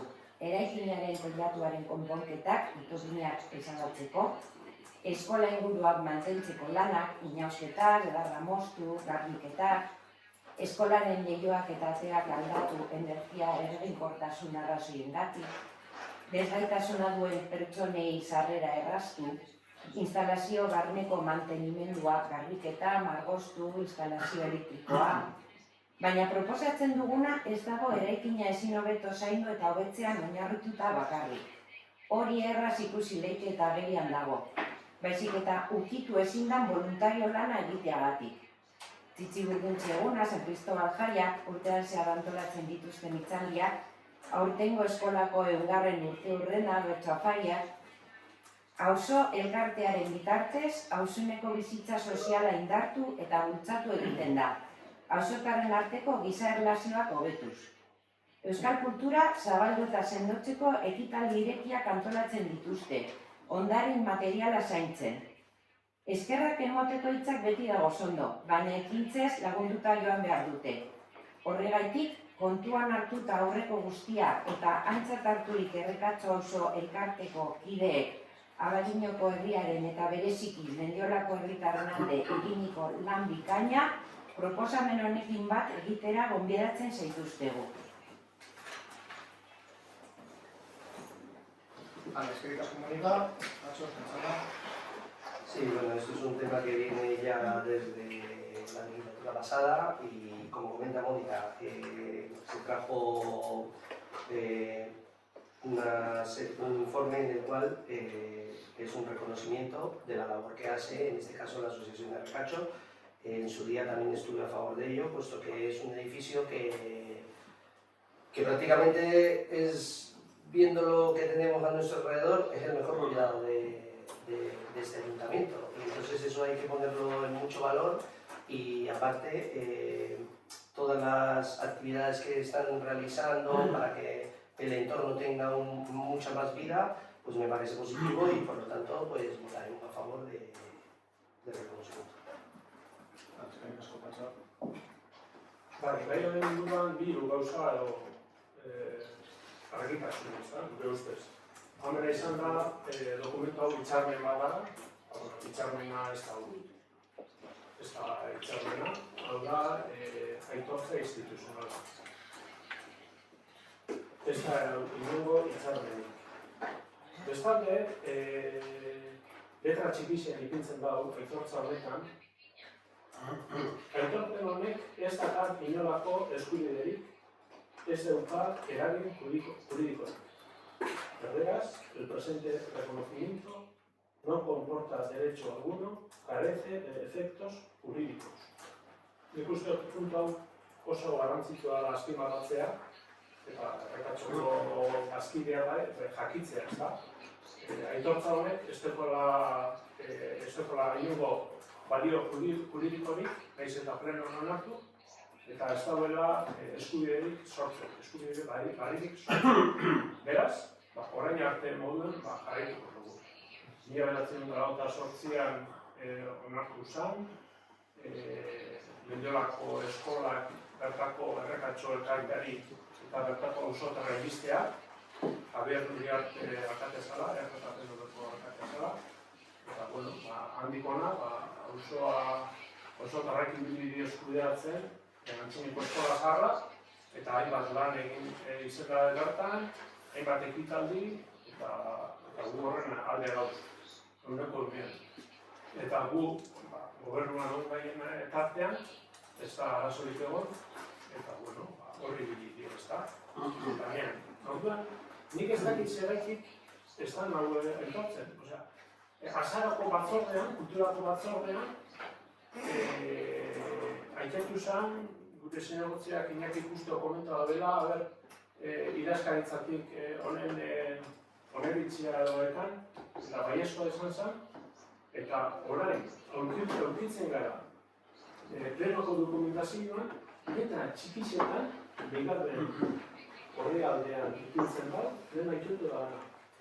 Osea, gaur egiten dugun aitortza honek, eta guk alde osatuko dugu, zaitu zehegi ekartzen den plenora, inungo balio juridikorik ez badeko, guk alde dugu. Baina esaten da, harik erabili. Aitorpen honek ez dakar inolako eskubiderik, ez dauka eragin juridikorik. El presente reconocimiento no comporta derecho alguno, carece de efectos jurídicos. Ez dakigu hau, zehaitik estan esatzen, eta zehaitik estan ipintzen aitortzan bertan, argi eta ez letra txikisekin, eta hori, emoten da, zer eskutatzen moduen gaizela, ez da? Eta hori, neko parada edukitzeko. Bai, Patxo. Ricardo, yo tengo aquí el documento, no sé, me imagino que estará en el documento del pleno lo que acabas de decir, pero sí es verdad que se preguntó en la comisión y en la comisión se dijo que estaba valorado por secretaría, pero bueno. Sí. Pues aquí, aquí aparece claramente interés en la documentación del pleno. Tenemos todos, ¿no? Tenemos todos. ¿Sabes, bai? ¿Vale, paso? ¿Estás de bai? Azken bertxina ez da dukitena. Ni dokumentazioko plenoa dekotuntxe bertan? Dokumentazioa plenoa eta hori jartzen da. Bai, baina telefonetan ez da gertzen. Telefonetan Telefonetan ez da gertzen, eta Telefonetan ez da gertzen, baina, bueno, eta azkeneko dokumentazioan, eta emoten da hori arte eskutatzen ibiliran gauza bat, argik agarri esan behar zen.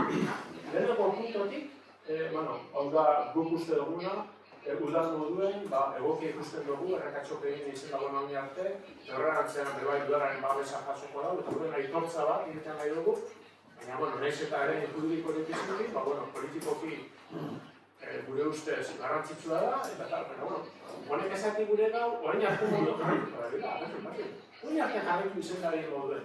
Honek ez dago inongo aldaketarik suposatzen, errekatxo elkarte eta udararen arteko hitzarmenetan.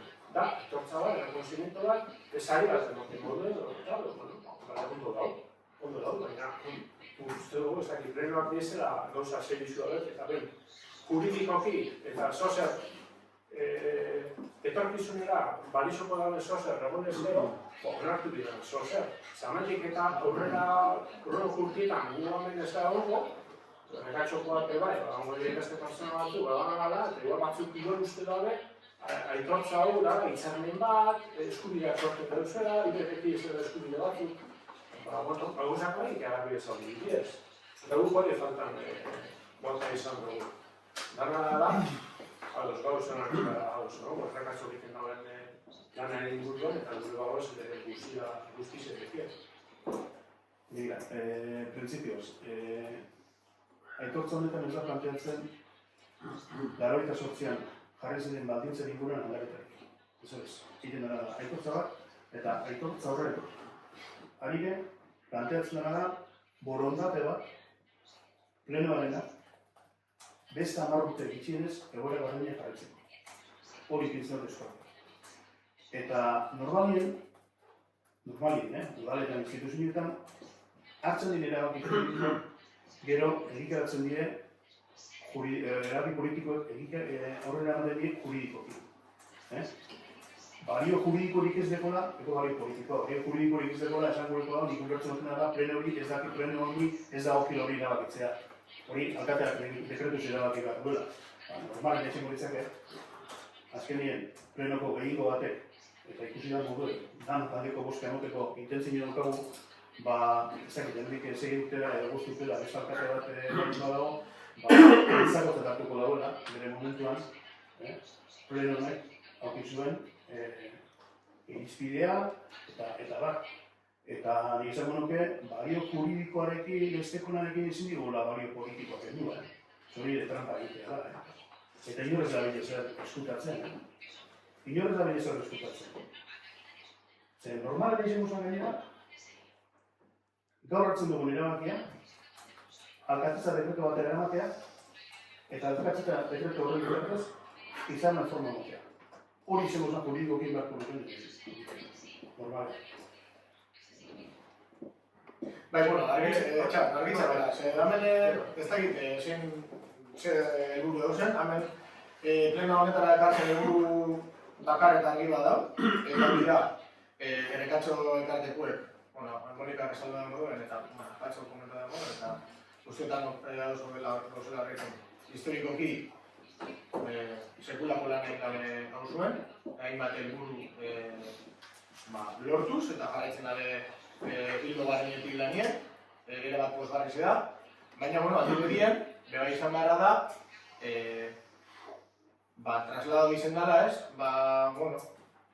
bierda biela modu baten, argitasun bat, gaineko udalan partetik, eta batez be, alderdi batzuentatik,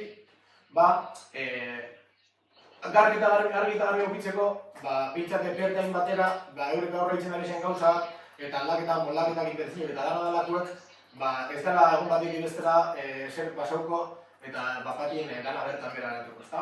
Horren, hainbat formula juridiko desberdin landu izen die, eta, hemen ikusi izen da momentu honetan,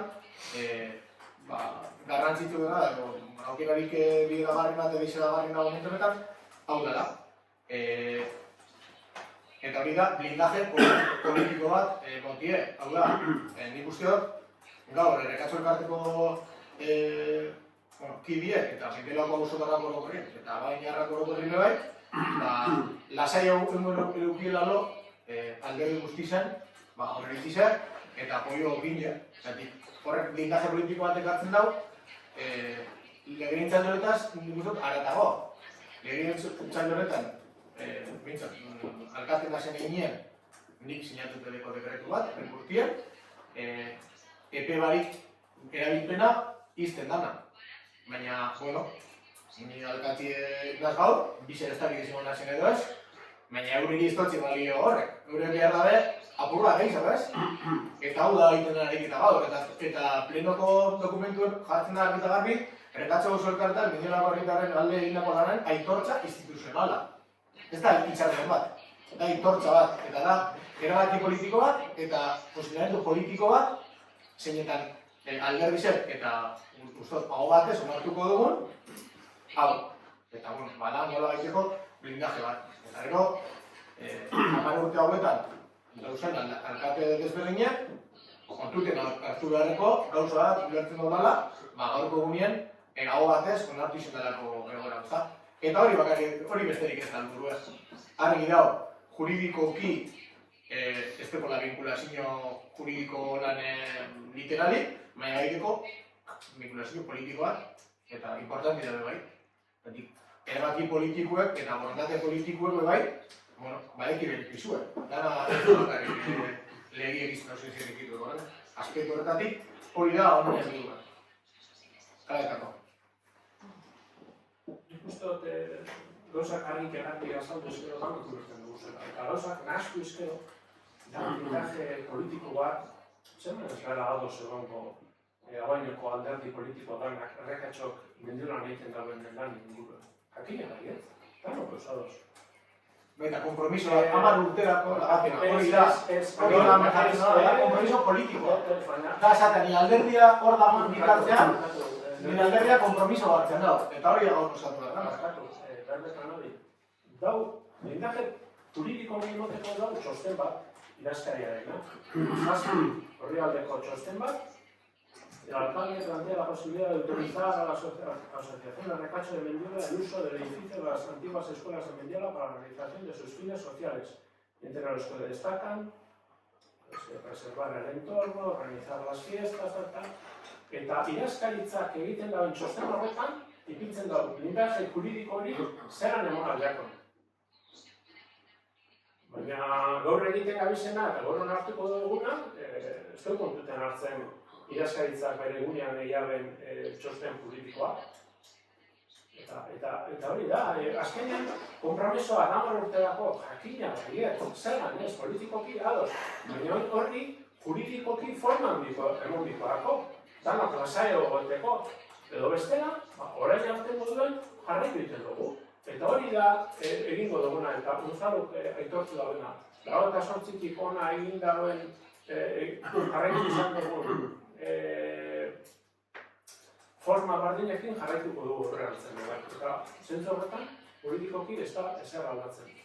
Egiten dugu hau, bale, onartuko dugu, ados gauz, baina berri jarraitzen dugu, Eta hori da nik hori esan dira. Eta 10 urteko kompromiso politikoa. Jakina bai, eta gaixo da, bai, arazoarik. Eta elkarlana mantenduko dugu udala eta Errekatxoren artean. Jakina bai, zelan hongo horren kontra. Inok ez da horren kontra. Baina, juridikoki forma emoti gure dautzegu, haratago manbarko gara. Eta gauzak ez duguz nahaztu behar. Gauzak argi eta garbi azaldu behar dugu. Eta hemen gauza argi eta garbi ez diez azaldu. Asike, kulturako batzordetik. Kultura batzordean esan aiketu oin aiketzen gabizena. Han, galdetu zen. Idazkaritzaren honek itxia baduka, txosten honek edo, aitortza honek, bai eskoa esan zala, esan guzti eta holan izan zen. Claro, hola. Bai, Idazkariateko Orduen idazkaria zehaitik esaten da aitortza honek ez tekola inongo erain juridikorik ez da hori askubide ditzortzen. Ez teko, eta gauzak ez dira esan astu biek. Galdera da, idazkaria galdera. Borondate politiko bat pleno baten adieraztea... Markatu, ez dut nahi bertan. Idazkaria badeko bere txostena eginda, zaztu ere daudekoa. Eta zeuko daudeko, juridikoki forma noteko hori da bidea. Baina, bueno, bestera, behitxiko dugu baina arte modu eta jarrituko dugu, eta listo, guetik, arazo bari. Ea joten aldetik, arazo bari. Ustez txostena zabiz gaztuz, buruz nahi itxarra. Hitz egiten duzu zazpiordeko txosten hori urteko da uste dut. Eta txosten horren ondorioz sinatu zuen, alkate sinatu zuen dekretua. Eta horrekin eman zitzaion babes juridikoa errekatzoren erabilerari. Bai, hori horrentzik da. Ez plan, hor dago idazkaria planteatzen dira. Eta nire eta ez, baina hemen esaten duguna da, eta eskatzen dira plenoak da, jarraipen hori, igezko dekretu zein dauena gutxienez 10 urtetarako izan daiteke. Hori da, borondate politikoa pleno honena. Gero alkateak musiko dugu, abingo dagoen hitzak, ez da manatuko hitzak. Eta nik uste dut bat zentzuna zure funtzionatu behar dugula. Zehazten bagara, begiratzen, 88tik, zelan hartu izan diren erabakiak, errekatzoren erabilera, edo errekatzori, medizinako eskolan erabilera, renovatzen joan da bakoitzean. 88an plenoak hartu zuen erabakia. Javier Uriarte alkate zala eta Javier Uriarte sinatu zuen. Alkate moduan, hitzarmen da. Hitzarmen hori gero kultura renovatzen, batzutan ogasun batzordea, beste batzutan kultura batzordea, beste batzutan alkatea, beste batzutan ez dakit nor. Eta gitxienez, oin, prozesun ondorioz badakigu, badakigu zein da prozedura. Eta gutxienez, prozesu hori esker, hemen gauzen amairuok, askoz hobeto ezagutzen dugu, errekatxoko egiten duen lana, hango erekina, txoko modu kudeatzetik haratako doa. Eta uste dut gainera, gaur, planteatu dame, rekonosimentuan edo txostenean, importantea dela, ez bakarrik udal bidatzen duena. Bezikitatzen agertzen dana. 88tik egindako lan guztize eta patxo bertatu dago. Seguru asko, udalak dekon erekinik onduen zeindutako izan da, eta udalari gutxien posteriakon. Gutxien posteriakon erekin izan da. Eta gainera, auzoa bizi dagoena. Orduan, iruzetan, bizitzan, badau printzipio basiko, da. Ondo dabitzen gauzai itxi bakien. Badeko guzer konpontu da txartu dituguna, horretik gogu gara beste jefegoz nahi egiten. Dedika baitezen hori. Eta arazoek ez dago leko ez dugu toko arazoek. Ados, esan dakoaz. Baina, neuri esateo. Gauzak argi eta garbi azaldu behar diez eta ezin da inor konfundidu.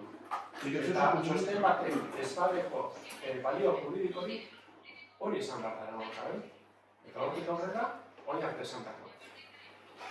Iñaki, kultura batzordean aipatu eta azaldu duguna, zeo zer ezberdina deko honekin? Edo ez dugu zeo zer argia azaldu, edo zalantza bat eukin dozu honetan? Tienes patxori? Patxori? Bai, zeitik dut zuen. Zue patxo argi dekola bere ikuspuntua eta zalantzan dabitzen epintzen da Mikel. Mikel eta lodeko. Oin gabil esaten, ez gabizela argi eta garbi esaten, proposatzen dugunean. Kulturan azaldutakoa honekin zeo zer ezberdinareko? Ez barkatu.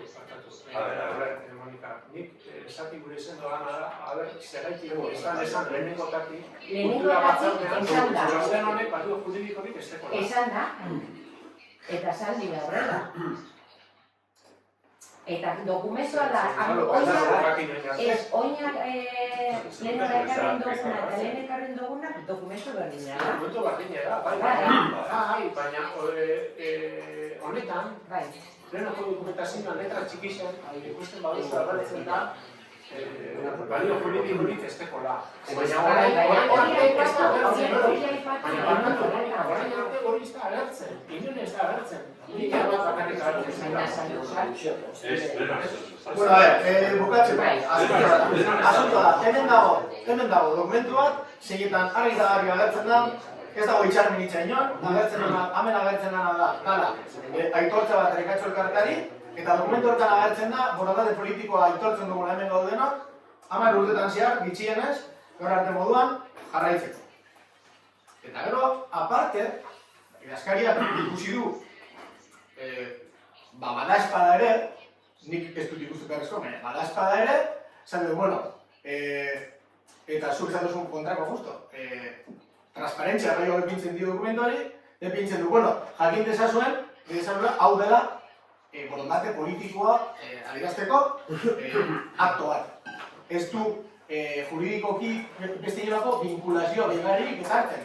Hemen ez da ezer eskutatzen, ez ezer beste modu baten ekatzen. Hemen argi eta garbi da, eta esan du gehiagin bat aldiz da, borondate politikoa. Eta, errepikatzen dut, guretzako badauka balio bat. Eta da, pleno batek, aho batez, alderdi politiko desberdinen artean hartutako erabaki batek, badaukarako balio bat, gizartean eta politikan. Eta horretarako datzen dugu. Hori da helburua, argi dau, bakoitzak, uste bota dugula gure iritzia, uste mantentzen dugula iritzia dano, ez da gehiago. Ni bakarrik argitzaren, vinkulazio juridikoa aldez arrotik dago, azkeneko dekretu idatzea da. Ezin da, esan vinkulazio juridikorik ez dagoenik, Baina argi behizu da, baina batzuk ez da behin argi. Eta hori arte moduen jarraitzen dugu. Bakarrik, oso argizera, arantzeko oso argi da, komisio batien gauza zehazki, berak ez da gulertu holan. Bueno, beste batzuk, berak informatu bat ima dago, ez da gulertu holan. Berak ez da Bueno, baina argi galitu dago. Hombre, se preguntó, lo que sí se preguntó en comisión fue que si tenía el visto bueno desde Secretaría, se ha dicho que sí, tal, claro, en el documento este pues no sale esa coletilla que aparece ahí, pero bueno, yo creo que eta listo, lo que se ha comentado. honekin dano gauzatuz, eta ez dago hemen ezer ezarri, listo, ya. Y vamos, pues lo habéis dicho todo ya. ¿Qué va? Ahí menos un minuto me suena todo lo que está hablando. Sobre Errekatxo, algo que lleva funcionando 40 años de puñetera madre. De acuerdo los vecinos con el ayuntamiento, yo he firmado varios convenios con ellos. Es que no sé si merece la pena un debate. O sea, si les teníamos casi que hacer un favor por mantener una unión en el barrio y por mantener un edificio que nosotros nos costaría mantener. Ahora pues venga.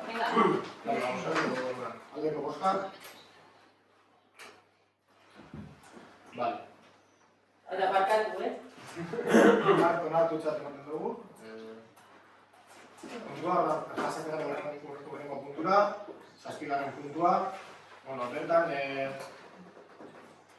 Mariñoko udalari, Arrankurritik Tuerkaserako zeharbideko lanak egin zituen enpresa, eskatu duten, diru gehigarri bat ordaintzea, zergatik, Ukrainiako afera dela eta, hainbat elementuen prezioek gorakada nabarmena izan zutelako, eta orduan hori dela eta Espainiar gobernuak dekretu berezi bat egin zuen, adieraziz, eta lan batzutako prezioek formula batzuen arabera, 5% prezio adizionala baino handiago bat zeukatzen, orduan enpresek eskubidea zeukatela, edo beste enpresi edo erakunde publikoai, gehikuntza ekonomiko horren ordainketa jasotzen. Hori da gertatu dena, denbora luzea eraman du azterketa honek. Formula ezberdinak daudelako kalkulatzeko batetik zenbat dan ordaindu behar den dirua, modelo desberdina daude, horrek suposatzen du eztabaidak interpretazio aldetik, eta gero hori erabakita ere, ekartzen du ere bai, kalkulo batzuk egitea. Orain arte, orokorrean, denek erabili izan dute aldundiko batek egunen baten formulatu zuen Excel taula bat. Hala ere, udal langileek hori hartu beharrean, antzakotzat hartu beharrean, taula propio bat sortu dute, eta horre ikusi dira aurreko taula horrek bazitula arrakala batzuk. Orduan, simulatu egin da, batetik enpresak plantatzen zuen formularekin, eta bestetik udalak ulertuan zuen, interpretazio aldetik ulertuan zuen beste formularekin, kasu honetan, beraiek egin duten eskaria ekonomikoki baxuagoa da, hortaz, beraiekin adostu dugu, beraiek eskatutako gainkarga hori ordaintzea. Diru kantitate nahiko garrantzitsua da, 195.000 euro ingurukoa da. Hau ordenazio batzorretik pasatu zen, azalpenak eman ziren. Danok ulertzen genuen, zoritxarrez, kasu honetan, zoritxarrez udalarentzako, bidezkoa zela diru hori ordaintzea, eta orduan ekartzen dugu gara, hori berrestera, izan ere kontratazio organoa, kasu honetan, diru kopurarekin, pleno baita. Orduan, hori besterik ez. Atzo? Vale, bueno. Se ha trabajado en distintas comisiones. Nosotros vemos que la alegación que hace la empresa en este caso, pues bueno, se ha valorado desde distintas oficinas técnicas de este ayuntamiento. Votaremos a favor y esto es una muestra del buen trabajo. O sea, no es bien para nosotros el sacar esa cuantía, pero esto se ha trabajado desde el área de Hacienda, desde el área, llevamos ya unos plenos que habíamos apartado ese dinero porque sabíamos que podía llegar este momento, ha llegado y pues por supuesto que votaremos a favor. Vale, eskerrik asko. Gure adekesaren izpiri gabe legez onartutako desberdintasun bat da, kalkuloak egin da enpresa errazu guztua daka, eta beste zer esaterik ordaintzeko bada. Vale, eskerrik asko. El resumen es que la pandemia subió todo, el café, el aceite y los materiales de la construcción. Por lo tanto, el proyecto subió de cuantía y ha habido que ajustar, sin más. Vale, bueno, ahora bozkatu dugu, vale? Aldeko bozka. Vale. Vale, urrengo puntura pasatzen gara. Urrengo puntuan aipatzen gara kirol instalazioen araudia aldatzeko proposamena, aldaketa oso txikia da, horreko plenoan ere bai, komentatu genuen. Eta, horrengo plenoa ekarri dugu, Gonzaloko azalpena. Bai, aldaketa hau batez unartute daude ogasun batzordean, horreko plenoa ekarri gindun intentzioa, eta zer ekarri testua falta za. Orduan, horreko plenoa batzordea esan gindun testua, eta gauni egiratzen, teknikoki bai, politikoki, eta hau batez ikusi zen, eta aldaketa hori horregun baten antzan, eta ez. Sin más, como Gonzalo ya se ha trabajado y votaremos a favor. Bai, guk ados bozkatuko dugu. Horrekoan ez gehien bozkatu, inongo batzordean ezalako tratatu puntu hori, aldaketa batzuk egin diez, arrezkeroz, eta gu ados gauz eta alde bozkatu dugu. Vale, eskerrik asko, horrean bozkatuko dugu, aldeko bozkak.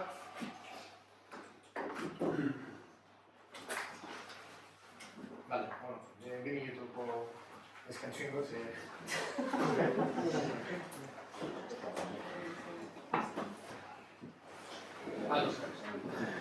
Vale, vamos, jarraitzen dugu, 9. puntuarekin.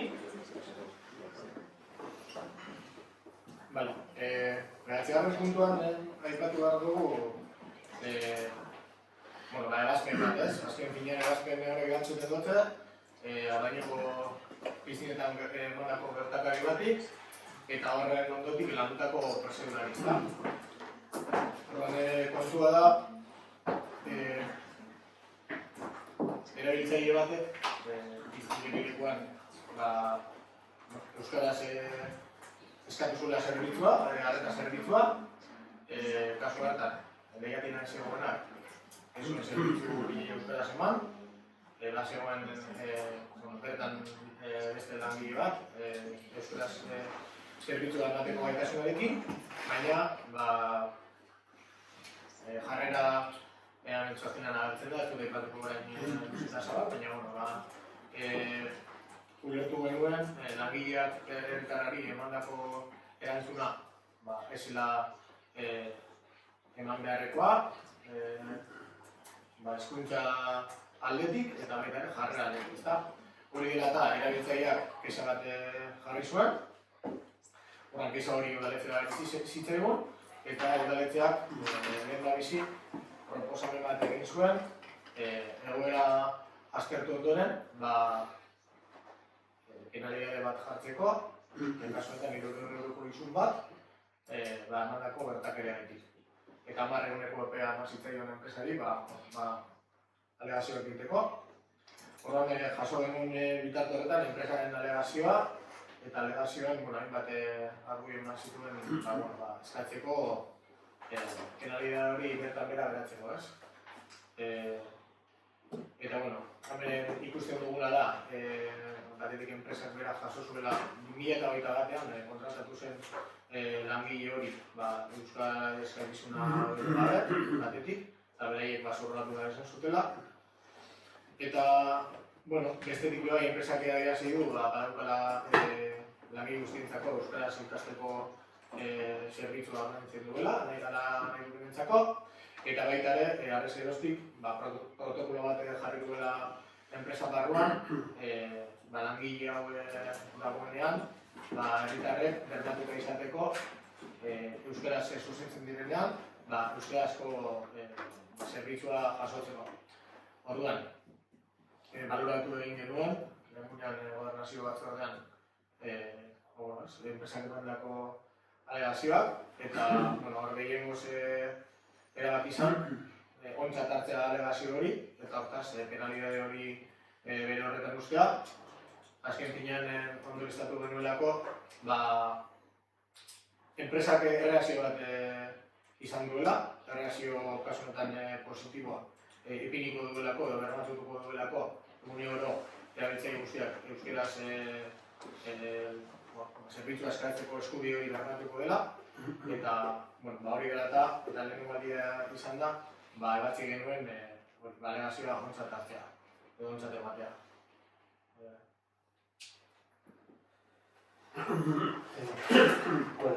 Referente, no puedo decir más sobre el tema, pero simplemente comentar lo que acabas de decir.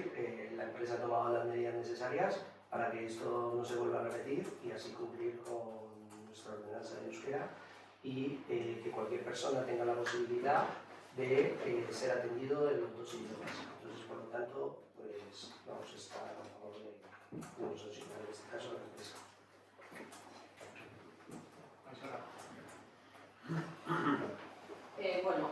Komisioa landu genuen bezala, alde batetik nire ustez urraketa bat hizkuntzaren aldetik, eta baita urraketa bat gertatzen da, errespetu falta mozalako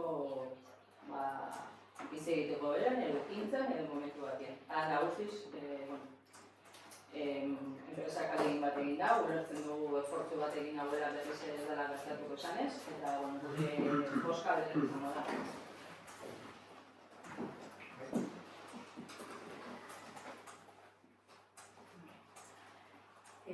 Nosotros, tras la resolución de la alegación por parte de la empresa, consideramos que la empresa ha reconocido la situación y la obligación de ofrecer atención en euskera tal vez como establece la normativa aplicable, que ha reaccionado con celeridad y que ha adoptado las siguientes medidas, que ha implementado un protocolo específico para garantizar que los usuarios y usuarias puedan ser atendidos en el idioma que soliciten, que va a ofrecer formación adicional a su personal para prevenir situaciones similares en el futuro y que va a aplicar también medidas disciplinarias conforme a la normativa laboral.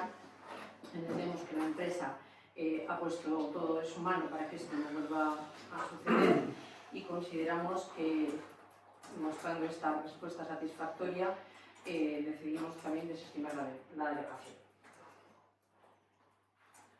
Vale, bueno, eskatuko dugu orduan. Alegazio hori ontzat hartu eta eralidadea bertan gira bosteko proposamenen aldeko bozka.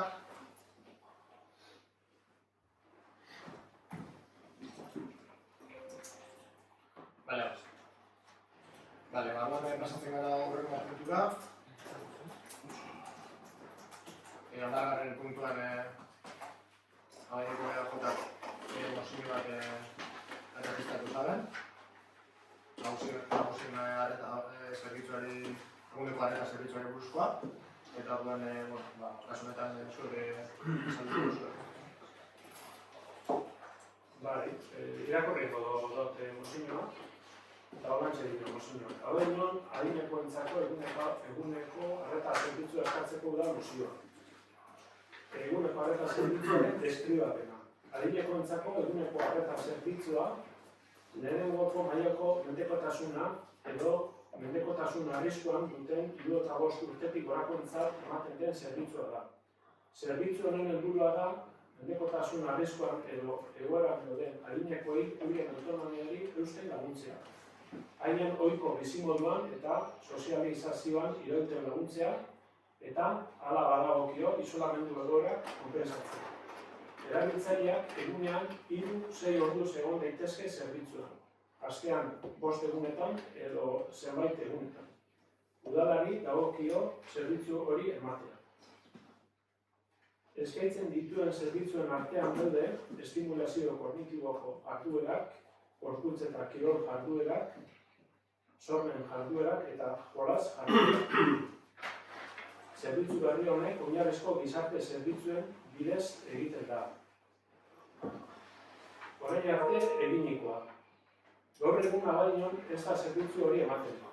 2023 urte hasieran, Mireia Notoribide, EAJPNV Durangaldeko mankomunitatearen presidente zelarik, lehen urratsak eman ziren Abadiñon eguneko arreta zerbitzua eskaintzeko. Hain zuzen ere, Santrokaz, pertsona nagusien egoitzan, zelaietan.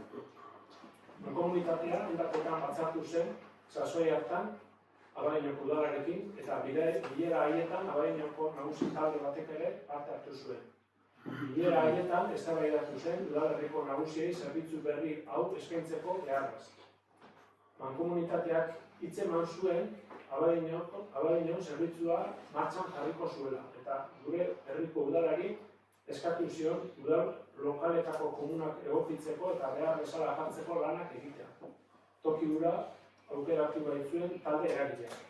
2023ko azaroaren 15 udalak komuna konpontzeko lanak kontratatu zituen 5.348 euroko aurrekontuarekin. Harrezkero urtebete igaro da eta zerbitzua ez da oraindik martxan jarri. Mankomunitatearen presidentea aldatu zenez geroztik, orain EH Bilduren eskuetan dago, irailaren 18an herritar batzordean egineko azkeneko bileran, komunitateko azkeneko bileran batzordean, Mikel Urrutia batzorde bura jakinerazu zuen administrazio prozesua aztertu dela eta proiektu pilotu hori abian jartzerik ez dagoela momentuz. Zerbitzuan sartzeko baldintzak arautzeko eta zerbitzua definitzeko hasierako araudia behar dela argudiatuz. Eta hori landu egin behar zela. EH Bilduk analizi hau eman du ezagutzera gobernuan urtebete eta erdi eman ondoren. Gure aburuz, berandu iritsi da eta ez du bermatzen eguneko arreta zerbitzu hau Abadiñon ezartzea. Horreko legealdian adostu zen bezala. Gure ustetan, mankomunitateak hausnarketa prozesua ireki nahi du eskualdean gai honen inguruan urtebete eta erdi ezerrez egin ondoren. Arestian esandako guztiagaitik aurkezten dugu gure mozioa. Eta zea eskatzen dugu. Abadiñoko udalari eskatzen dugu mankomunitateari eskari ezaiola adinekoentzako eguneko arreta zerbitzua lehenbailen martxan jar dezala mendekotasun arriskuan edo egoeran dauden adineko herritarren autonomia babestu eta laguntzari begira. Eta luze da gure udal mozioak eskatzen duela. Arrezkeroz, hau eguaztenien sartu genuen, erregistratu genuen udalien, eta pasada mariko emandik egun bide, enteratu ginen prentza bidez, zelan mankomunitateak eta bai inon artean konpromesua eta lana egingo dela, udabarrian, adineko zerbitzu berri hau esartzeko adin. Gure ustez, nahiko kasualea izan da, eguaztenean guk mozioa usartu, eta handik egun bide, Garaiko presidenta horren etortzea, baina gara, eta gai honen inguruan enteratzea, prentza bidez.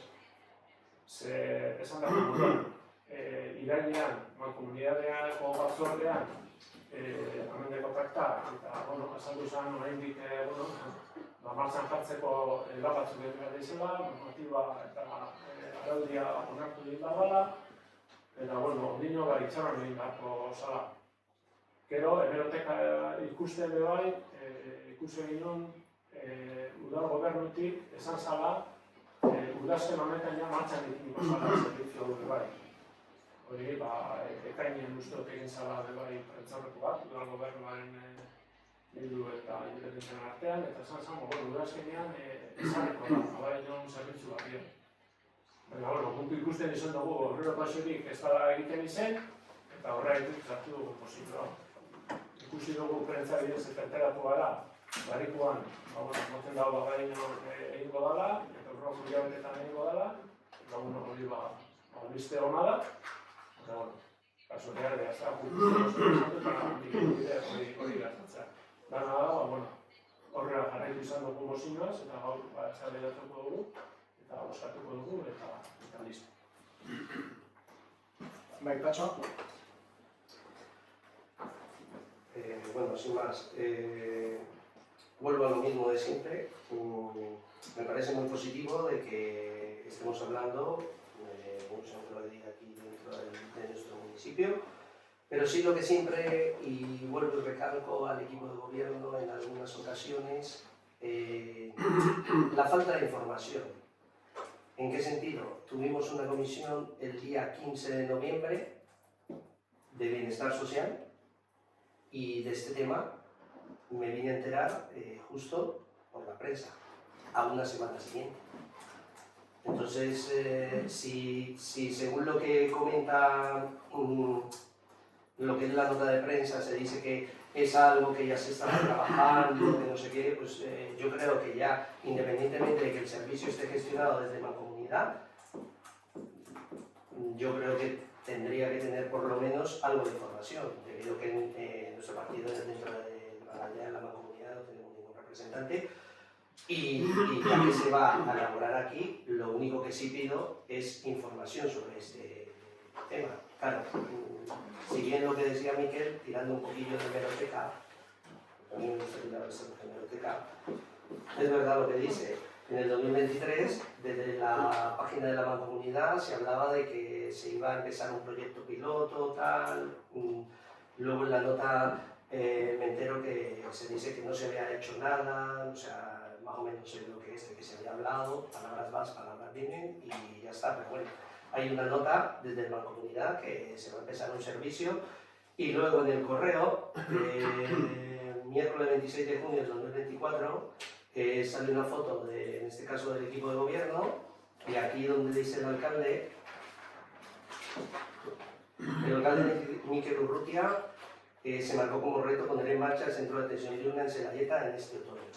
Lo dice la noticia y tal. Con esto que quiero hacer simplemente una reflexión. ¿Cuál es la reflexión? Que yo creo que vamos por el buen camino, que es trabajar para tener el servicio de atención diurna. Eso está claro. Pero parece que, como dice, mete la moción, sacamos aquí, publicamos el 23, publicamos el 22. Yo creo que la gente tendríamos que, con una cuestión tan seria, tendríamos que coger y decir exactamente los pasos que se van dando, no decir ya está, para este tema, porque sabemos cómo funciona la administración. Yo creo que todos los que estamos aquí sabemos cómo funciona la administración, que tenemos nuestros tropiezos y tal, y colocar unas fechas, yo creo que sería importante sí a la ciudadanía informarle la realidad, que es ir paso a paso lo que se está elaborando. Y luego, sí vuelvo y repito, ya que no tenemos representante dentro de la comunidad, sí solicito que se me dé esa información. En el caso del tema de la información, le solicité en este caso a Miquel, a ver si me podría enviar, porque se hablaba de un reglamento que se había enviado y eso, lo estuve leyendo un poco, y sí tengo una serie de preguntas. Es qué capacidad máxima de usuarios, porque en ese reglamento no está. En el caso que hubiera más solicitantes, qué plazas ofertaba, qué plazas ofertadas, y cuando se cumplieran todos los requisitos que marca allí, cómo se haría esa selección, quién haría la selección, qué programas se van a dar, más o menos lo que he estado mirando de otros centros de día, de psicomotricidad, programas orientados al desarrollo de la capacidad cognitiva.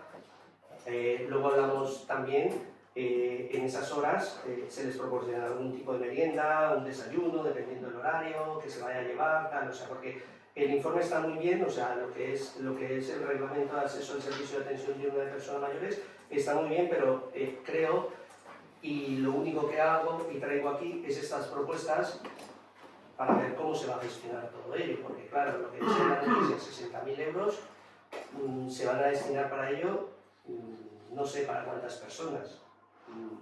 Entonces es eso. Y luego también el reglamento habla de un tema de un copago. Entonces, ¿cómo se va a ejecutar ese copago a las personas que vayan al servicio? Y aquí sí quiero resaltar lo que comenta Gonzalo muchas veces, el tema de la progresividad. Se va a ejecutar también ahí el tema de la progresividad. Entonces, bueno, son simplemente unas propuestas para que se tengan en cuenta en el desarrollo de este proceso. Entonces, sin más, lógicamente votaremos a favor de la moción, estamos totalmente de acuerdo con el trabajo que se comienza a hacer desde la comunidad y estaremos a favor de ello, por supuesto. Bueno, me gustaría hacer pues un cronograma, ¿no?, de los hechos o cómo sucedieron, ¿no?, en el tiempo desde que estamos en el equipo de gobierno. Yo, antes de entrar en marzo del 2023, ya hubo una noticia en la cual es importante, Sara, es importante. Te estoy escuchando, ¿puedo hacer otra vez? Vale. No, pero es que he hecho como así. No, he girado la cabeza, no tengo derecho a girar la cabeza. Bueno, pero te quiero decir que al final hay que hacer un poco de memoria. A mí cuando hablamos o cuando metemos la moción hay que hacer también memoria, luego ya se deciden las cosas. Pero en marzo del 2023, la entonces presidenta de la Mancomunidad lo que hace es decir que en Abadiño, da la noticia y sale en prensa, da la noticia de que en Abadiño va a haber un servicio de atención diurna. Esto lo dice en marzo del 23 y que para el otoño estará en marcha. Eso es lo que dice ella en la noticia.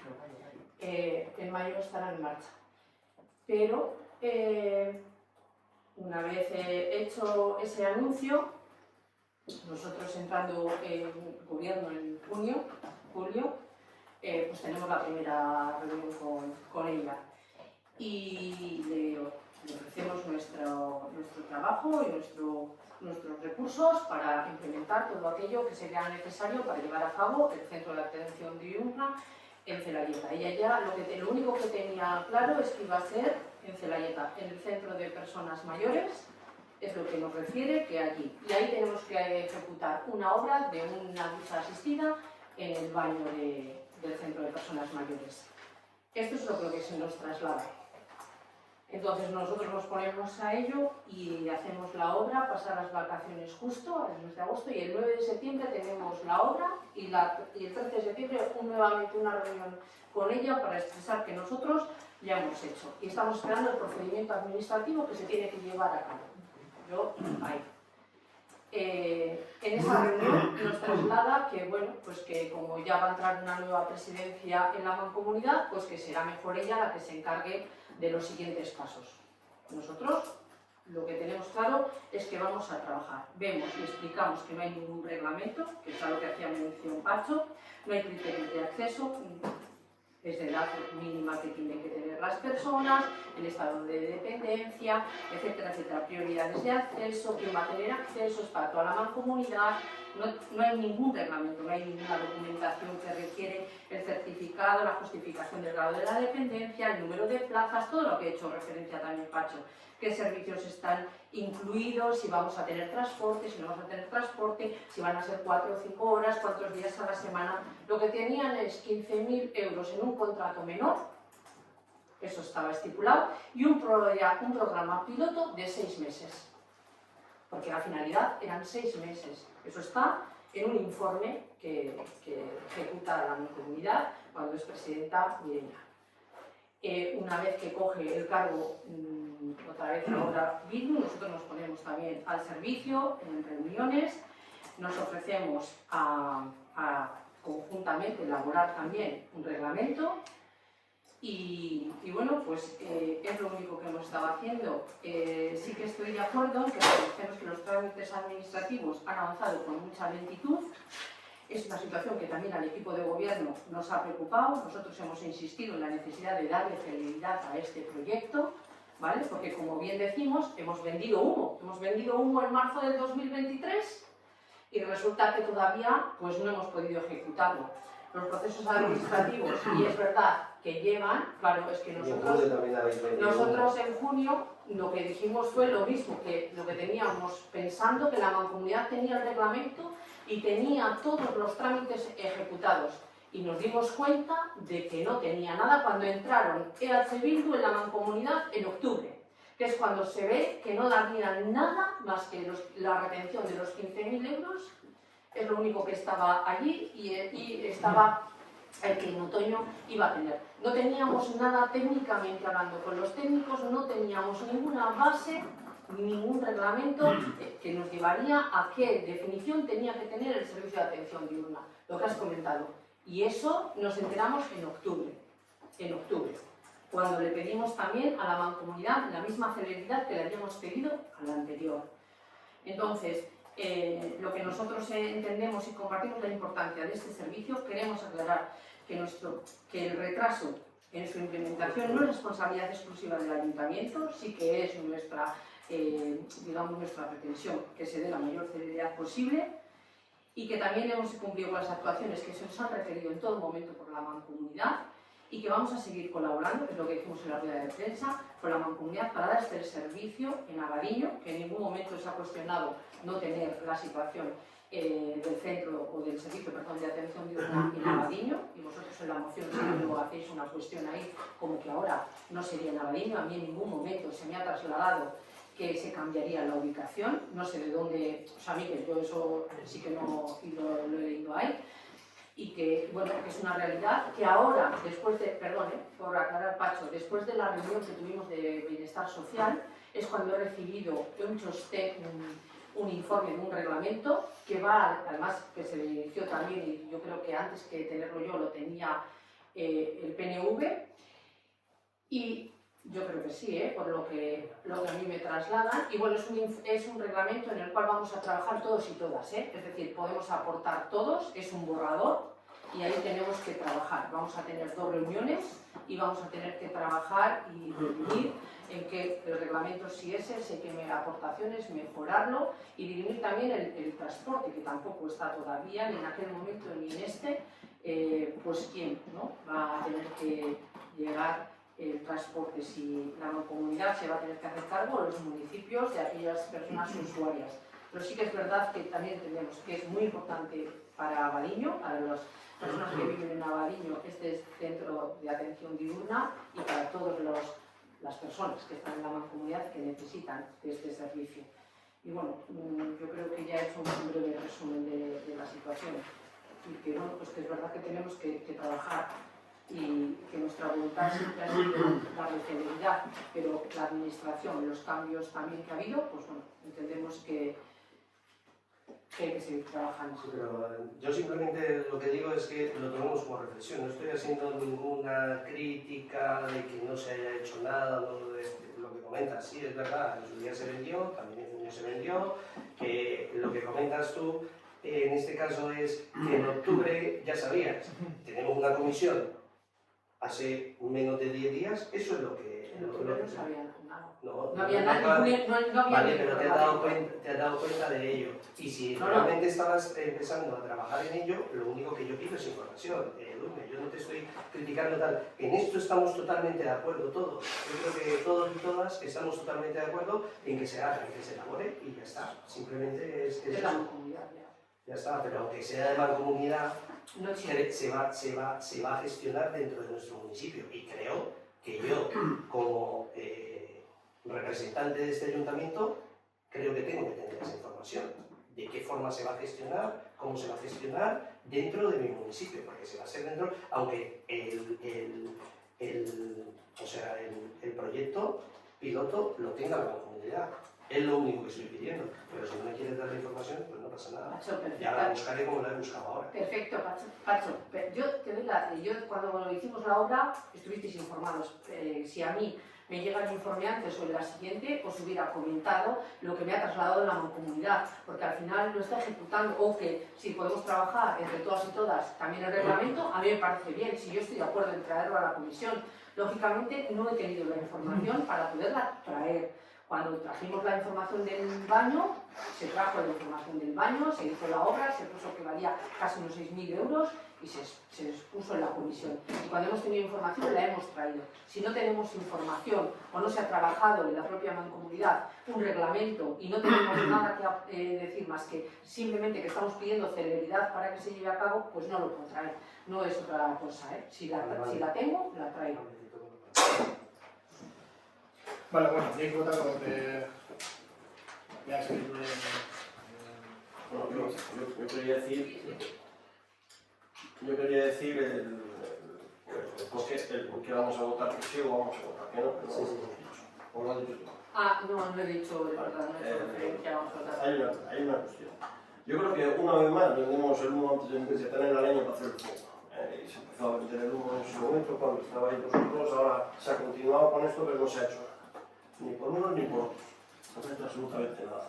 Y vendemos todos el humo como que vamos a hacer el popular. Es importante esto, muy importante. Junto con la residencia, para mayores es muy importante el centro de día porque cada vez es más necesario el tener un sitio donde poder dejar, con la conciliación familiar y demás, el poder dejar a los mayores en algún sitio mientras no podemos hacer otra cosa. Entonces, con la filosofía yo estaría de acuerdo y nosotros estamos de acuerdo con la filosofía, es decir, solicitar a la comunidad que se lleve a cabo un centro de día, como ha dicho Pacho, ¿quién no lo quiere? O sea, con el contenido y a los aspectos que no estamos de acuerdo y sobre todo, ya que la presidenta de la comunidad ha salido en rueda de prensa diciendo que su prioridad va a ser el centro de día y que va a estar en un primer semestre del año que viene, pues ahora se hace una nota de prensa, digamos, apoyando una moción y presionándola cuando se ha comprometido a hacerlo ya, no creo que viene ya un poco a cuento. Entendiendo y estando de acuerdo con la filosofía, porque realmente se tienen que volcar desde la comunidad y nosotros también, porque estamos interesados en estar aquí. Entonces, nos tenemos que volcar en el centro de día, pero exigir a la comunidad que se ponga las pilas y que de inmediato se empiece a hacer y a elaborar el proyecto. Que no, una vez más no hay nada hecho. Bai, bueno, unos matices, pero bueno. Orokorrean, duen iritzia gai honen gainean, lehen da bizi, nire ustez herritarrei gehien ardura zaila da, benetan errealitatea zein den, eta zer gertatuko den, uneko arreta zentralekin.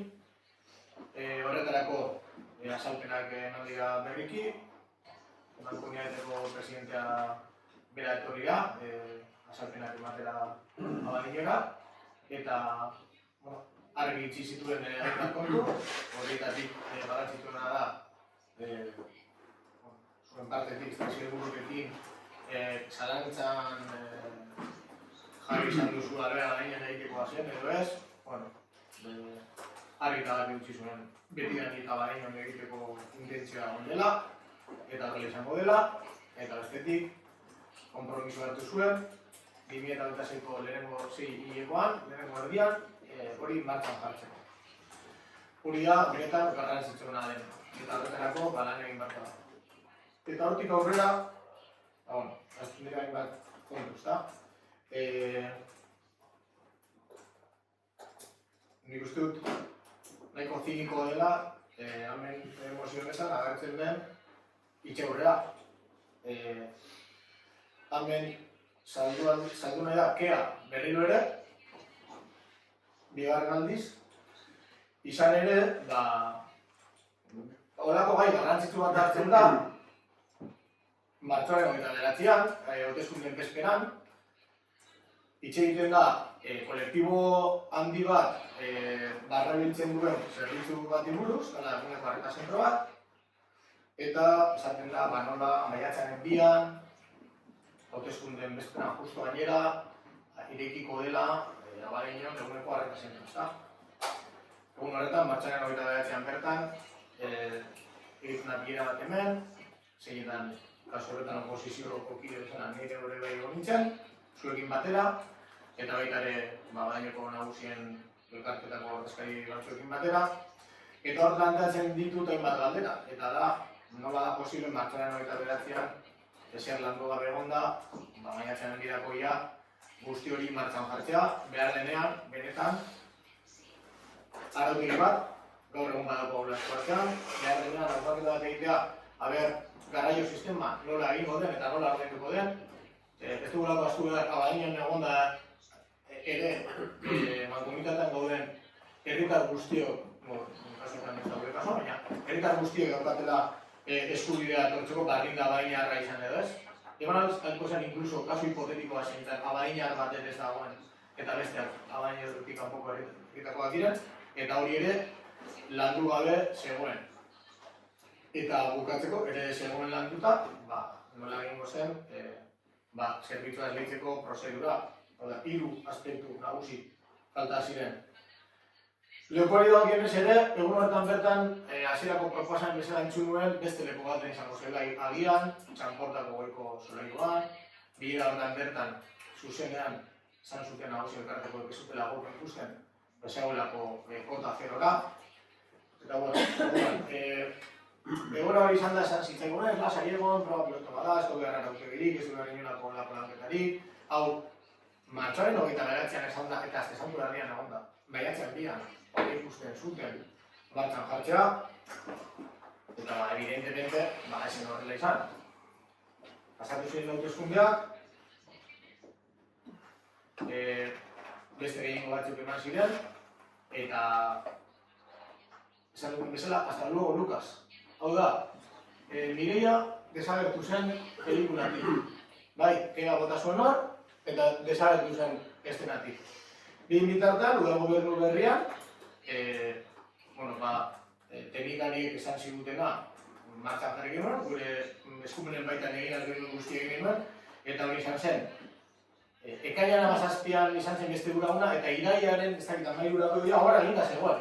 Zena dut, zelako askartasunarekin errazionatu genuen udal gobernutik. Bitartean, zehatu ginen bilerak egiten, urri arte ez eman komunitatea aldatu, nire dezen ere intzatik berria zit, eta funtzioetan zegoen aurreko lehendakaria, EAJ-koa, desagertu zen, esan zuen hori, dagokiola aurrengo legegintzaldeari, eta hori zen ez dugu lertzen, iaia martxan jartzekotan egon bada, nola da posible orain itxaron behar izatea urri arte, ezer landu gabe, eta guztio. Hori da realitate. Urrian, duela urte-bete pasatzen, ez urte-terdi, urte-bete eta hilabete bat, komunitateko legintzaldi berria hasten da, eta bertan, errauken artean, legintzaldiko errauken artean, noski jartzen da, eguneko arreta zentro hau, egin behar dela, eta egin behar dela, baliketa ginen, alde ginean. Azten direnean, presidentzia berria lanean, esaten direnean teknikariari, guazen proiektu retomatzen, esaten dio teknikari ez dago zer, gatzen nahi diun. Ez dago, hau hasieratik hasi behar da lanketa hori egiten. Bien, eta lanketa hori egin da zen, eta lanketa hori egiten ibilia komunitatea. Eta prentsa horrekoan azaldu denuen, Edurnek eperak ere bai azaldu du, egin den lanketa ez da, gure ustez, egin da zen, erritmoan egin, gure ustez, eta atzak esan den moduan, guia aurtengo ekainean, esan genuen, uste genuela, pentsatzen genuela, edo espero genuela, aurtengo urte bukarako, udazkena abenduaren abendurako edo azarurako martxan jarriko zela. Horrela esan ziguten bertako zerbitzu teknikoek, ari zirelako zirrigor batzuk eta barlantzen, eta irailean zirrigor bat izan zuen teknikariak.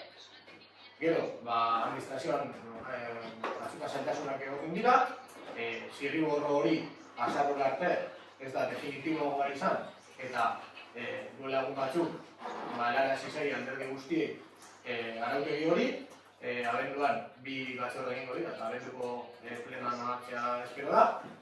Baita ere, landu da, garraio sistemarena, landu da, aztertu dira beste herri batzuetako, edo zerbitzu batzuetako garraio sistemak, eta erabaki politikoak hartu behar dira, mankomunitate mailan, eta datorren urteko hasieran, adostuta hori eta baita ere adostuta zerbitzuaren nolakotasuna, ebarko da esleipen publikora, eta zerbitzu hori kudeatu behar dugu enpresa batek.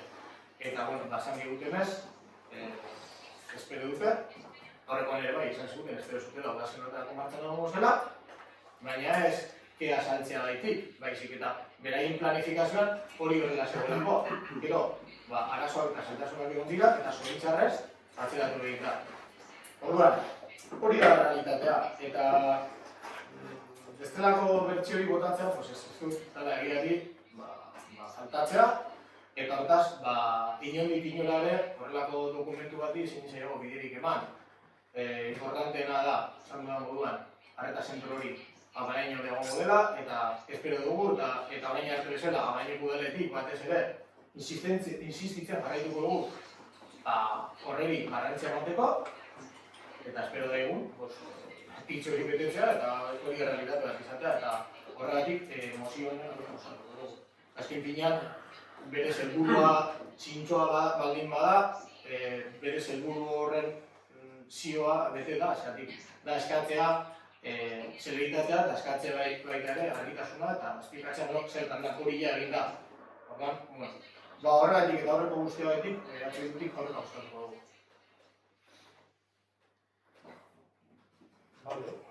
Ongi etorriak, ez da? Urtebete dafiko gobernuan, komunitatean bildu egon eta gero, orain azte bitxiken, enbeste kongroreko izua egitea, albiste hona da. Guk uste dugu mozino honek askartu egingo daudela, prozesua. Gero bai, bertan udalean, dagokion batzortean informatu egingo da, komunitatean egingo dizen pausa. Eta mozino honek gure ustez, informazioa gehiztu, jakinarazi, nagusien artean, eta zerbitzu honi beste norabide bat emango dut gure ustez. Zer urtebete pasatu izan da, eta artisterik ez dugu dukin. Eta horregitik aurkeztu dugu mozino hau. Eta kasu lehen esan dago den mozino aurkeztu, eta handikia egun diken, asitzen dira informetan, medioen bitartez, egize da egun batzuk arinan, normatibo hau berarazi zala mankomunidadean, esan dozue bai urroko mankomunidadeko osoko bilkuran onartuko dela arautegia, bai onartu dozue zeitasunak lango diezela arautegia onartzeko, baina bai esan dozue onartuko da urroko batzordean,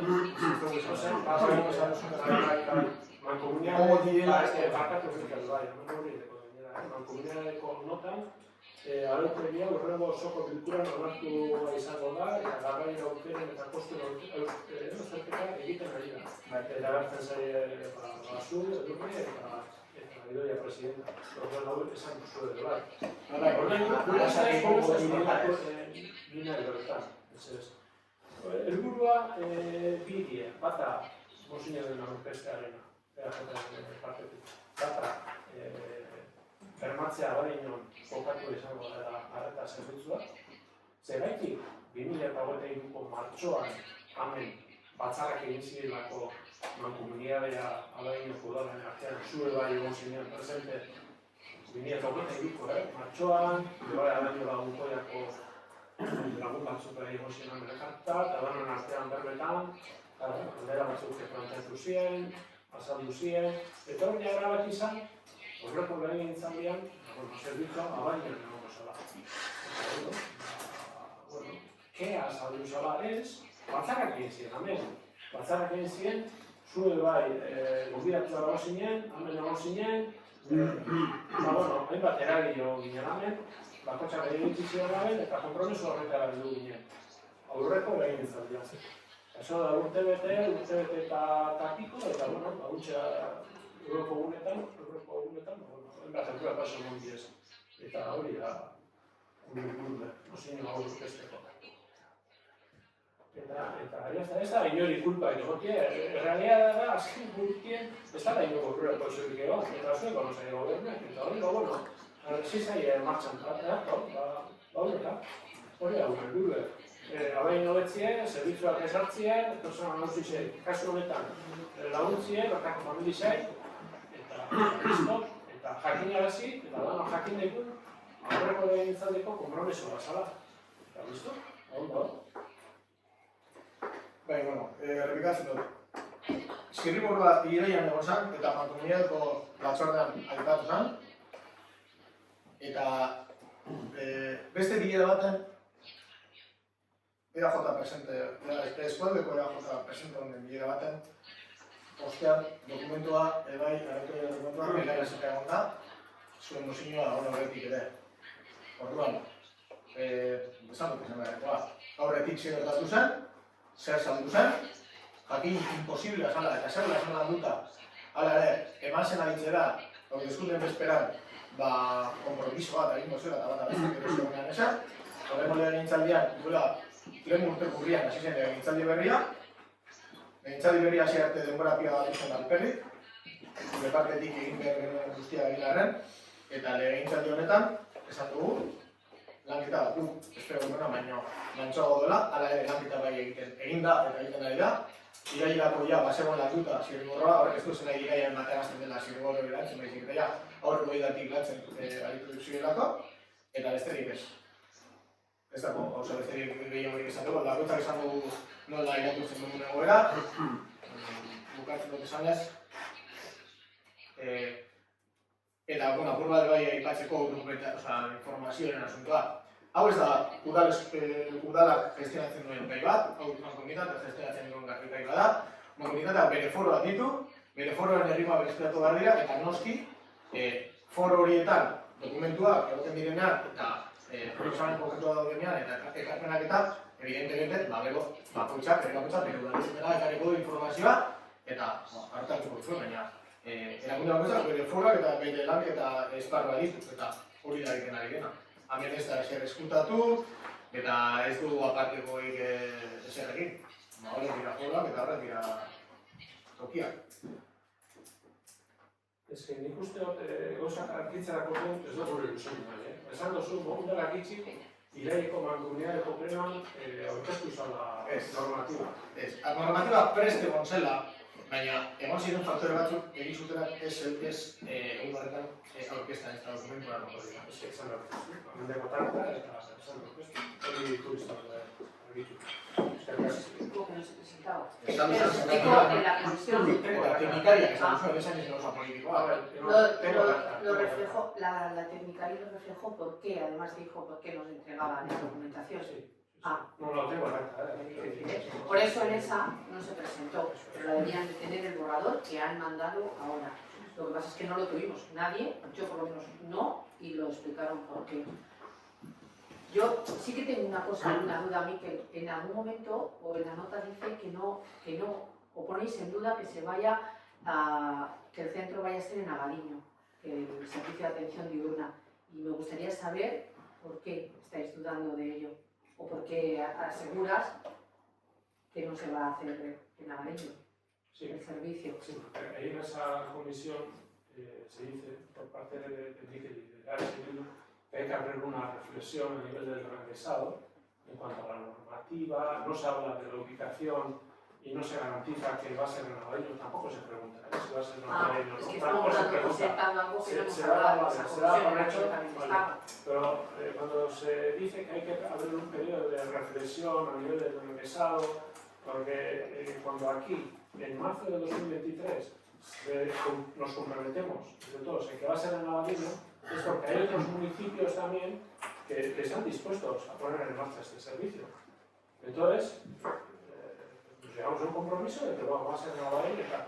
Entonces, ese es que uno de los objetivos es garantizar que se va a hacer en Navareño, porque ya había otros municipios que estaban interesados en poner este servicio en marcha y dar celeridad. Pero en esa comisión en ningún momento se cuestiona y se pone en duda dónde va a estar ubicado la ubicación del servicio de atención diurna, porque en esa comisión se habla del reglamento, pero no se habla de las ubicaciones y no se cambia ni se da a entender que va a haber ninguna modificación. Por eso lo digo, porque en esa comisión no. Y ya, bueno, yo suelo decir que yo creo que las personas son todas muy inteligentes, todas las personas que están escuchando, y que yo lo he vuelto a decir, en marzo se vende, que va a estar para en 6 meses además un programa piloto, eso es lo que se dice, en 6 meses, y que además los 15.000 llegan hasta diciembre, no hay más, Entonces, que también ahí nos generaba bastante duda, digo desde el área de bienestar social. Y a partir de ahí entiendo que va a seguir un proceso que es de la mancomunidad, que lo va a seguir la mancomunidad, igual que nosotros en el ayuntamiento y vosotros, seguir los procesos, y resulta que en octubre toma posesión, pero cuando nos reunimos pasado unos días y preguntamos por la facilidad, y tengo los correos, resulta que nos encontramos que en 8 meses no se había hecho nada. Nada, son esas reuniones a las que haces referencia, solo. No, pero no podemos estar cuestionando lo que está haciendo en un año de octubre a octubre de la mancomunidad, y no cuestionar ni tan siquiera pensar que en 8 meses, cuando se dice que va a estar el centro en activo para diciembre, además finalizado, porque los 15.000 euros eran para ese año, no nos cuestionamos tampoco que en esos 8 meses tampoco se hizo nada, y partimos de cero en octubre.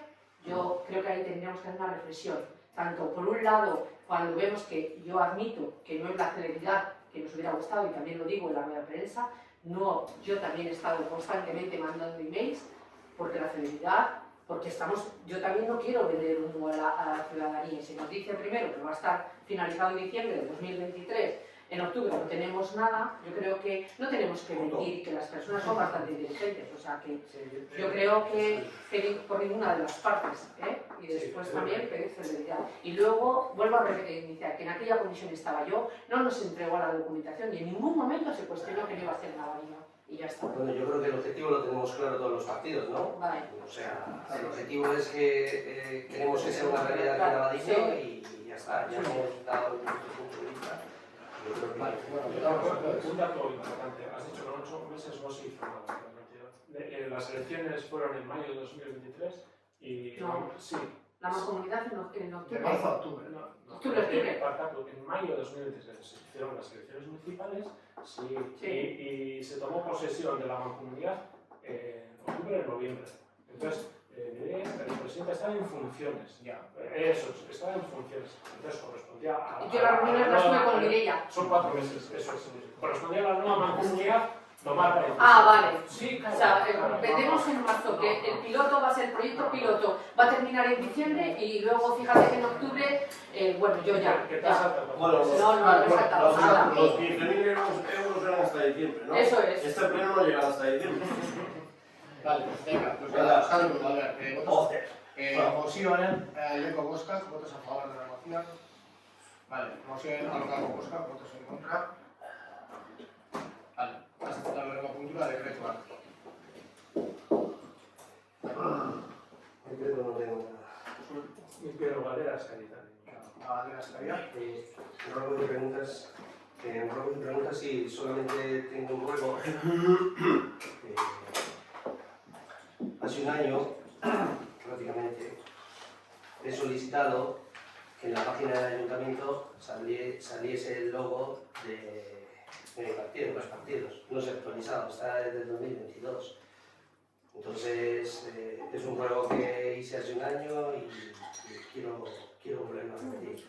Y otra de las cosas es que tampoco está actualizado el salario actual de los políticos dentro del portal. Entonces, está también desde el 2022. Entonces, quiero que se actualice estos datos en cuanto se pueda. Porque, claro, pero al final es algo que he solicitado hace un año y a la fecha no. O sea, y ahí es donde me pregunto, lo que hablamos en la otra comisión, que es una crítica simplemente constructiva, el tema de Ágora. Si no podemos cambiar simplemente esto, ¿cómo queremos fomentar realmente la aplicación de Ágora, que va a ser para nuestro municipio algo muy potente y que queremos eso? O sea, lo quería hace un año y simplemente es eso.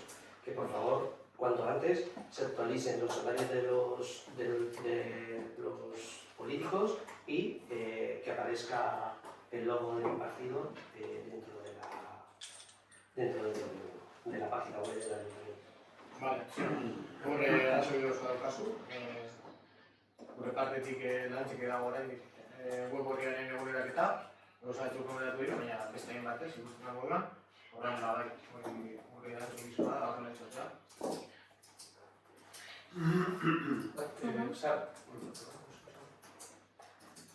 Osatxo bat. Bueno, voy a hablar en castellano y así no me tiene que traducir nadie y no hay ningún problema. A ver, el día 15 de noviembre se había convocado una comisión de igualdad. Yo pensé que me había equivocado, pero al comprobar los datos me di cuenta, gracias a la solicitud que le hice a Pacho, de pasarme un pantallazo, de que no se me había convocado a la comisión de igualdad. Vi además que la gente estaba más preocupada porque no había asistido, entonces, como prueba de ello, traigo lo que me pasó Pacho, que se le había pasado la invitación a una tal Sara Gómez Lasso de la Vega. Como consecuencia de esto, y el secretario puede determinar, la falta de convocatoria a un concejal para una comisión informativa vulnera su derecho a participar en la toma de decisiones, afectando su función representativa. Además, la composición de las comisiones debe ser proporcional, garantizando la representación de todos los grupos políticos. Los acuerdos adoptados sin la debida convocatoria son nulos, permitiendo la impugnación de tales decisiones para proteger los derechos de los concejales. Simplemente, como es igualdad, tampoco me interesa mucho que haya muchos efectos, pero sí me gustaría para siguientes ocasiones que antes de que se hablara de una cosa o de otra, pues que se comprobara que realmente se me mandan los correos. ¿Qué caso? Vale, Sara, egiten ikarearen akatz bat da, argi eta garbi. Guri gaurkoenean batean eskatzea, kolaborementik. Eta, bai, zuk badeko zu esan zuen eskubidea. Ez dakit, igual ez da momentua. Bai, badaukazu eskubidea, gogorratutako erabakien gainean. Nahi baldin baduzu berriro ere hitz egitea, bozkatzea edo bezala, eskubidea daukazu, eta animazu eskatu, eta bertatuko zaizu eskubidea hori. Bueno, horre, aipatu momentuan nik WhatsApp idatzi nozuen bien da hori, naroa gauza begitzen eta ezaban deialdia behar dut. Bueno, nik froga idez, karatago, zuri bateko kopisa bat. Argi dago izena bai, baina gara izena txarrekin ibala. Mikrofono ditzen. Beste bat inilantzela, Sara izena dekona, baina Nik argi dakit, eta nik ez dut nahi hau erori kritikaren gainean. Errore bat izan da, baina ulertu behar da ordezkaritza baten nagoela eta hori utzesko lan badala. Hori ez baldin bada egitaritzen, ondoria dekuzu. Bat bakarrik hori, eta hurrengoetarako mesedez duzu. Bai, hiru gauza dekoguz. Faktura bat, 29.596 eurokoa, eta kontzeptua ez dekogu argi. Irakurriko dut, a ber, argitu algo da zutazu. Conceptuak, faktura honen kontzeptuak ipintzen dago. Pintura marca vial de 10 centímetros con pintura reflectante y microesferas de vidrio con máquinas autopropulsadas, incluso Hor batzak. Eta beratzi mila, postien eta batasei eurokoa ez dakit akordatzen zaren, zaren izango da. Eta persona zenbakiatik izin daiteke trinketeko bakaleko marroketa dena. Hala eta ere, utziotu girela, baina nik ez dute igual plenoa... Osa, kritika hona nahi badazu, esan ebazu eso zer ondo, baina galdetxa, galdetu duzu faktura guztizia, gara zer dien. Pina da lanen azteretan atintzen. Esan diot, bateko zuz kanala galdetxeko, hogasunien, edo gintenikaren irot, lehen aterre horretik edo nahi dozunean. Orain, horan esan da, eta ikusi gabe naia dokumentaz ez dakizera agertzen da, esango neuke, balioa gaitik hori da. Ez, a ber, hau faktura, dokumentazio dago frenoan analitzen da, eta egunotan egon nazegia. Egun dela bost egun faktura eta dokumentazioan azpionan ikuiz, frenokoa ipin izan kanon eskure, eta horre ikusi do. Dau beste faktura bat, 6.008 eta 97 eurokoa, ipintzen dauena, retoques y modificaciones realizadas a posteriori en el parking del edificio de baño con nuevas señalizaciones. Hori bai, kontzeptu hau argi ulertzen da. Baina beste goiko kontzeptua, ni bentzet enaz kapaz ulertzeko. Eta trinketekoa bada, galdetuko dugu, bai, kontabilidadean, eta konfirmatuko dugu, eta trinketekoa dan, edo ez. Eta, bueno, ikusiko dugu, Eta bai dago beste dekreto bat, 39.000 eurokoa trinketeko margoketa egiteko, beste kontratu txiki bat. Eta, bueno, ikusiko dugu, a ber. Ikusiko dugu, egingo dugu atuketa, eta, bueno, ikusiko dugu kontabilidadean galdetuko dugu, eta, bueno, aztertuko dugu, a ber, nondik datorren dirua eta faktura honek. Beste bat. Ordoz bi atrasinio. Bat da, batxoki horreko zonalde guztiarena, eta beste bat da, ez dakit inguru zeipitzetan faktura gutxien, eutxe bagera diru kantidatik horretu egin. Fakturaren kontzeptu da irakurri doana, beste ez da izitzen.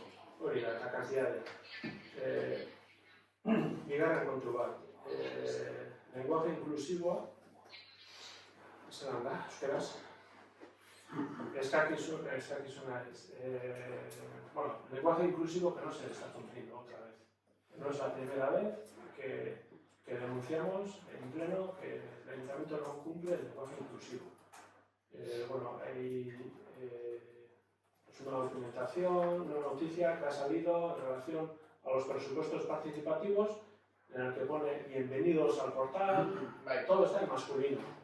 Eta bidari notzun, eta enpresak, handik dugun batzuta zuzendu diagon, ez da? ¿Quién presentar una propuesta? Todos los ciudadanos, o sea, siempre habla en masculino. Yo creo que es un tema importante, muy importante, el Ayuntamiento tiene. De hecho, el artículo 2, como lenguaje inclusivo, pone que se entiende por lenguaje no sexista e inclusivo aquel que no oculte, subordine ni excluya a ninguno de los géneros y que considere, respete y haga visible a todas las personas, reconociendo su identidad de género. Eta hau, momentuz, ez da bete, udalak ez du bete, eta lehenago kasua, eta eskatzen dugu, aurrera begira, ateratzen diezen publikazioak, ondo ikuskatzea eta nola zateratzea. Bai, bueno, horrekin lotuta, aurrekontu parte hartzaileen kudeaketa badakizu moduan eta horrekin arte egin izan dena moduan enpresa batek kudeatzen du. Horre pleguan, era horretako klausurak agerpenak beti ipintzen dira, eta zuke identifikatu zen duenean kasu horretan portal horretan horrela zegoela idatzita, segiduan enpresari jakinarazi notzen, eta esan zidaten aldatu zuten. Kasu komentuten, arrazio kasu, eta berratu beharko da, etorkizunean. Berri errepikatzen bat dira denako egoerak, igual beste motatako neurriak hartu da dira. Sí, halako nik ez da ziurtatu behar da. Udarak publikatzen duzen edozein nota agiri instituzionalak egiten dezenak ez ziren pasa hori. Eta neurri sakatu da, gure ustez, hori eskatzen du. Eta hirugarrena, gaurko plenoan, kendu da zigor bat, haureino kirolakiko zigor hori, beste zigor bat bai, mundu mila enpresari, txosten bat dau, idazkarena, bat esaten dagoena, esarri barriakona, zelan dago. Esarri barriako, webgunean publikatu da, atzera bota behar dozu, azkenean, horrez da gain dago kontratu hori, zelan dago hori. Hor, ez da alegaziorik, uste baino, alegazio batzuk azaldu nahi uste, hor, ez dago alegazio, oza, ez dut alegaziorik jarri, hortaz, multa edo izuna edo penalidadea bale kontzat maten da, horrenketa uste dut egin daukatela, eta gogunean ipiniko dugu, egon gara itxagoten, jake gaur begaik ez penalidadea baten gainean egazpena eman behar dugun, horren gainean, albistean edo, sartzen ziren biak edo bat. Kasu honetan, hori begatzi dugunez, alegazio batzuten batean, agertuko da, jarritako penalidadea edo. Eskerrik asko eta ez dugu beste. Eskerrik asko den hori, eta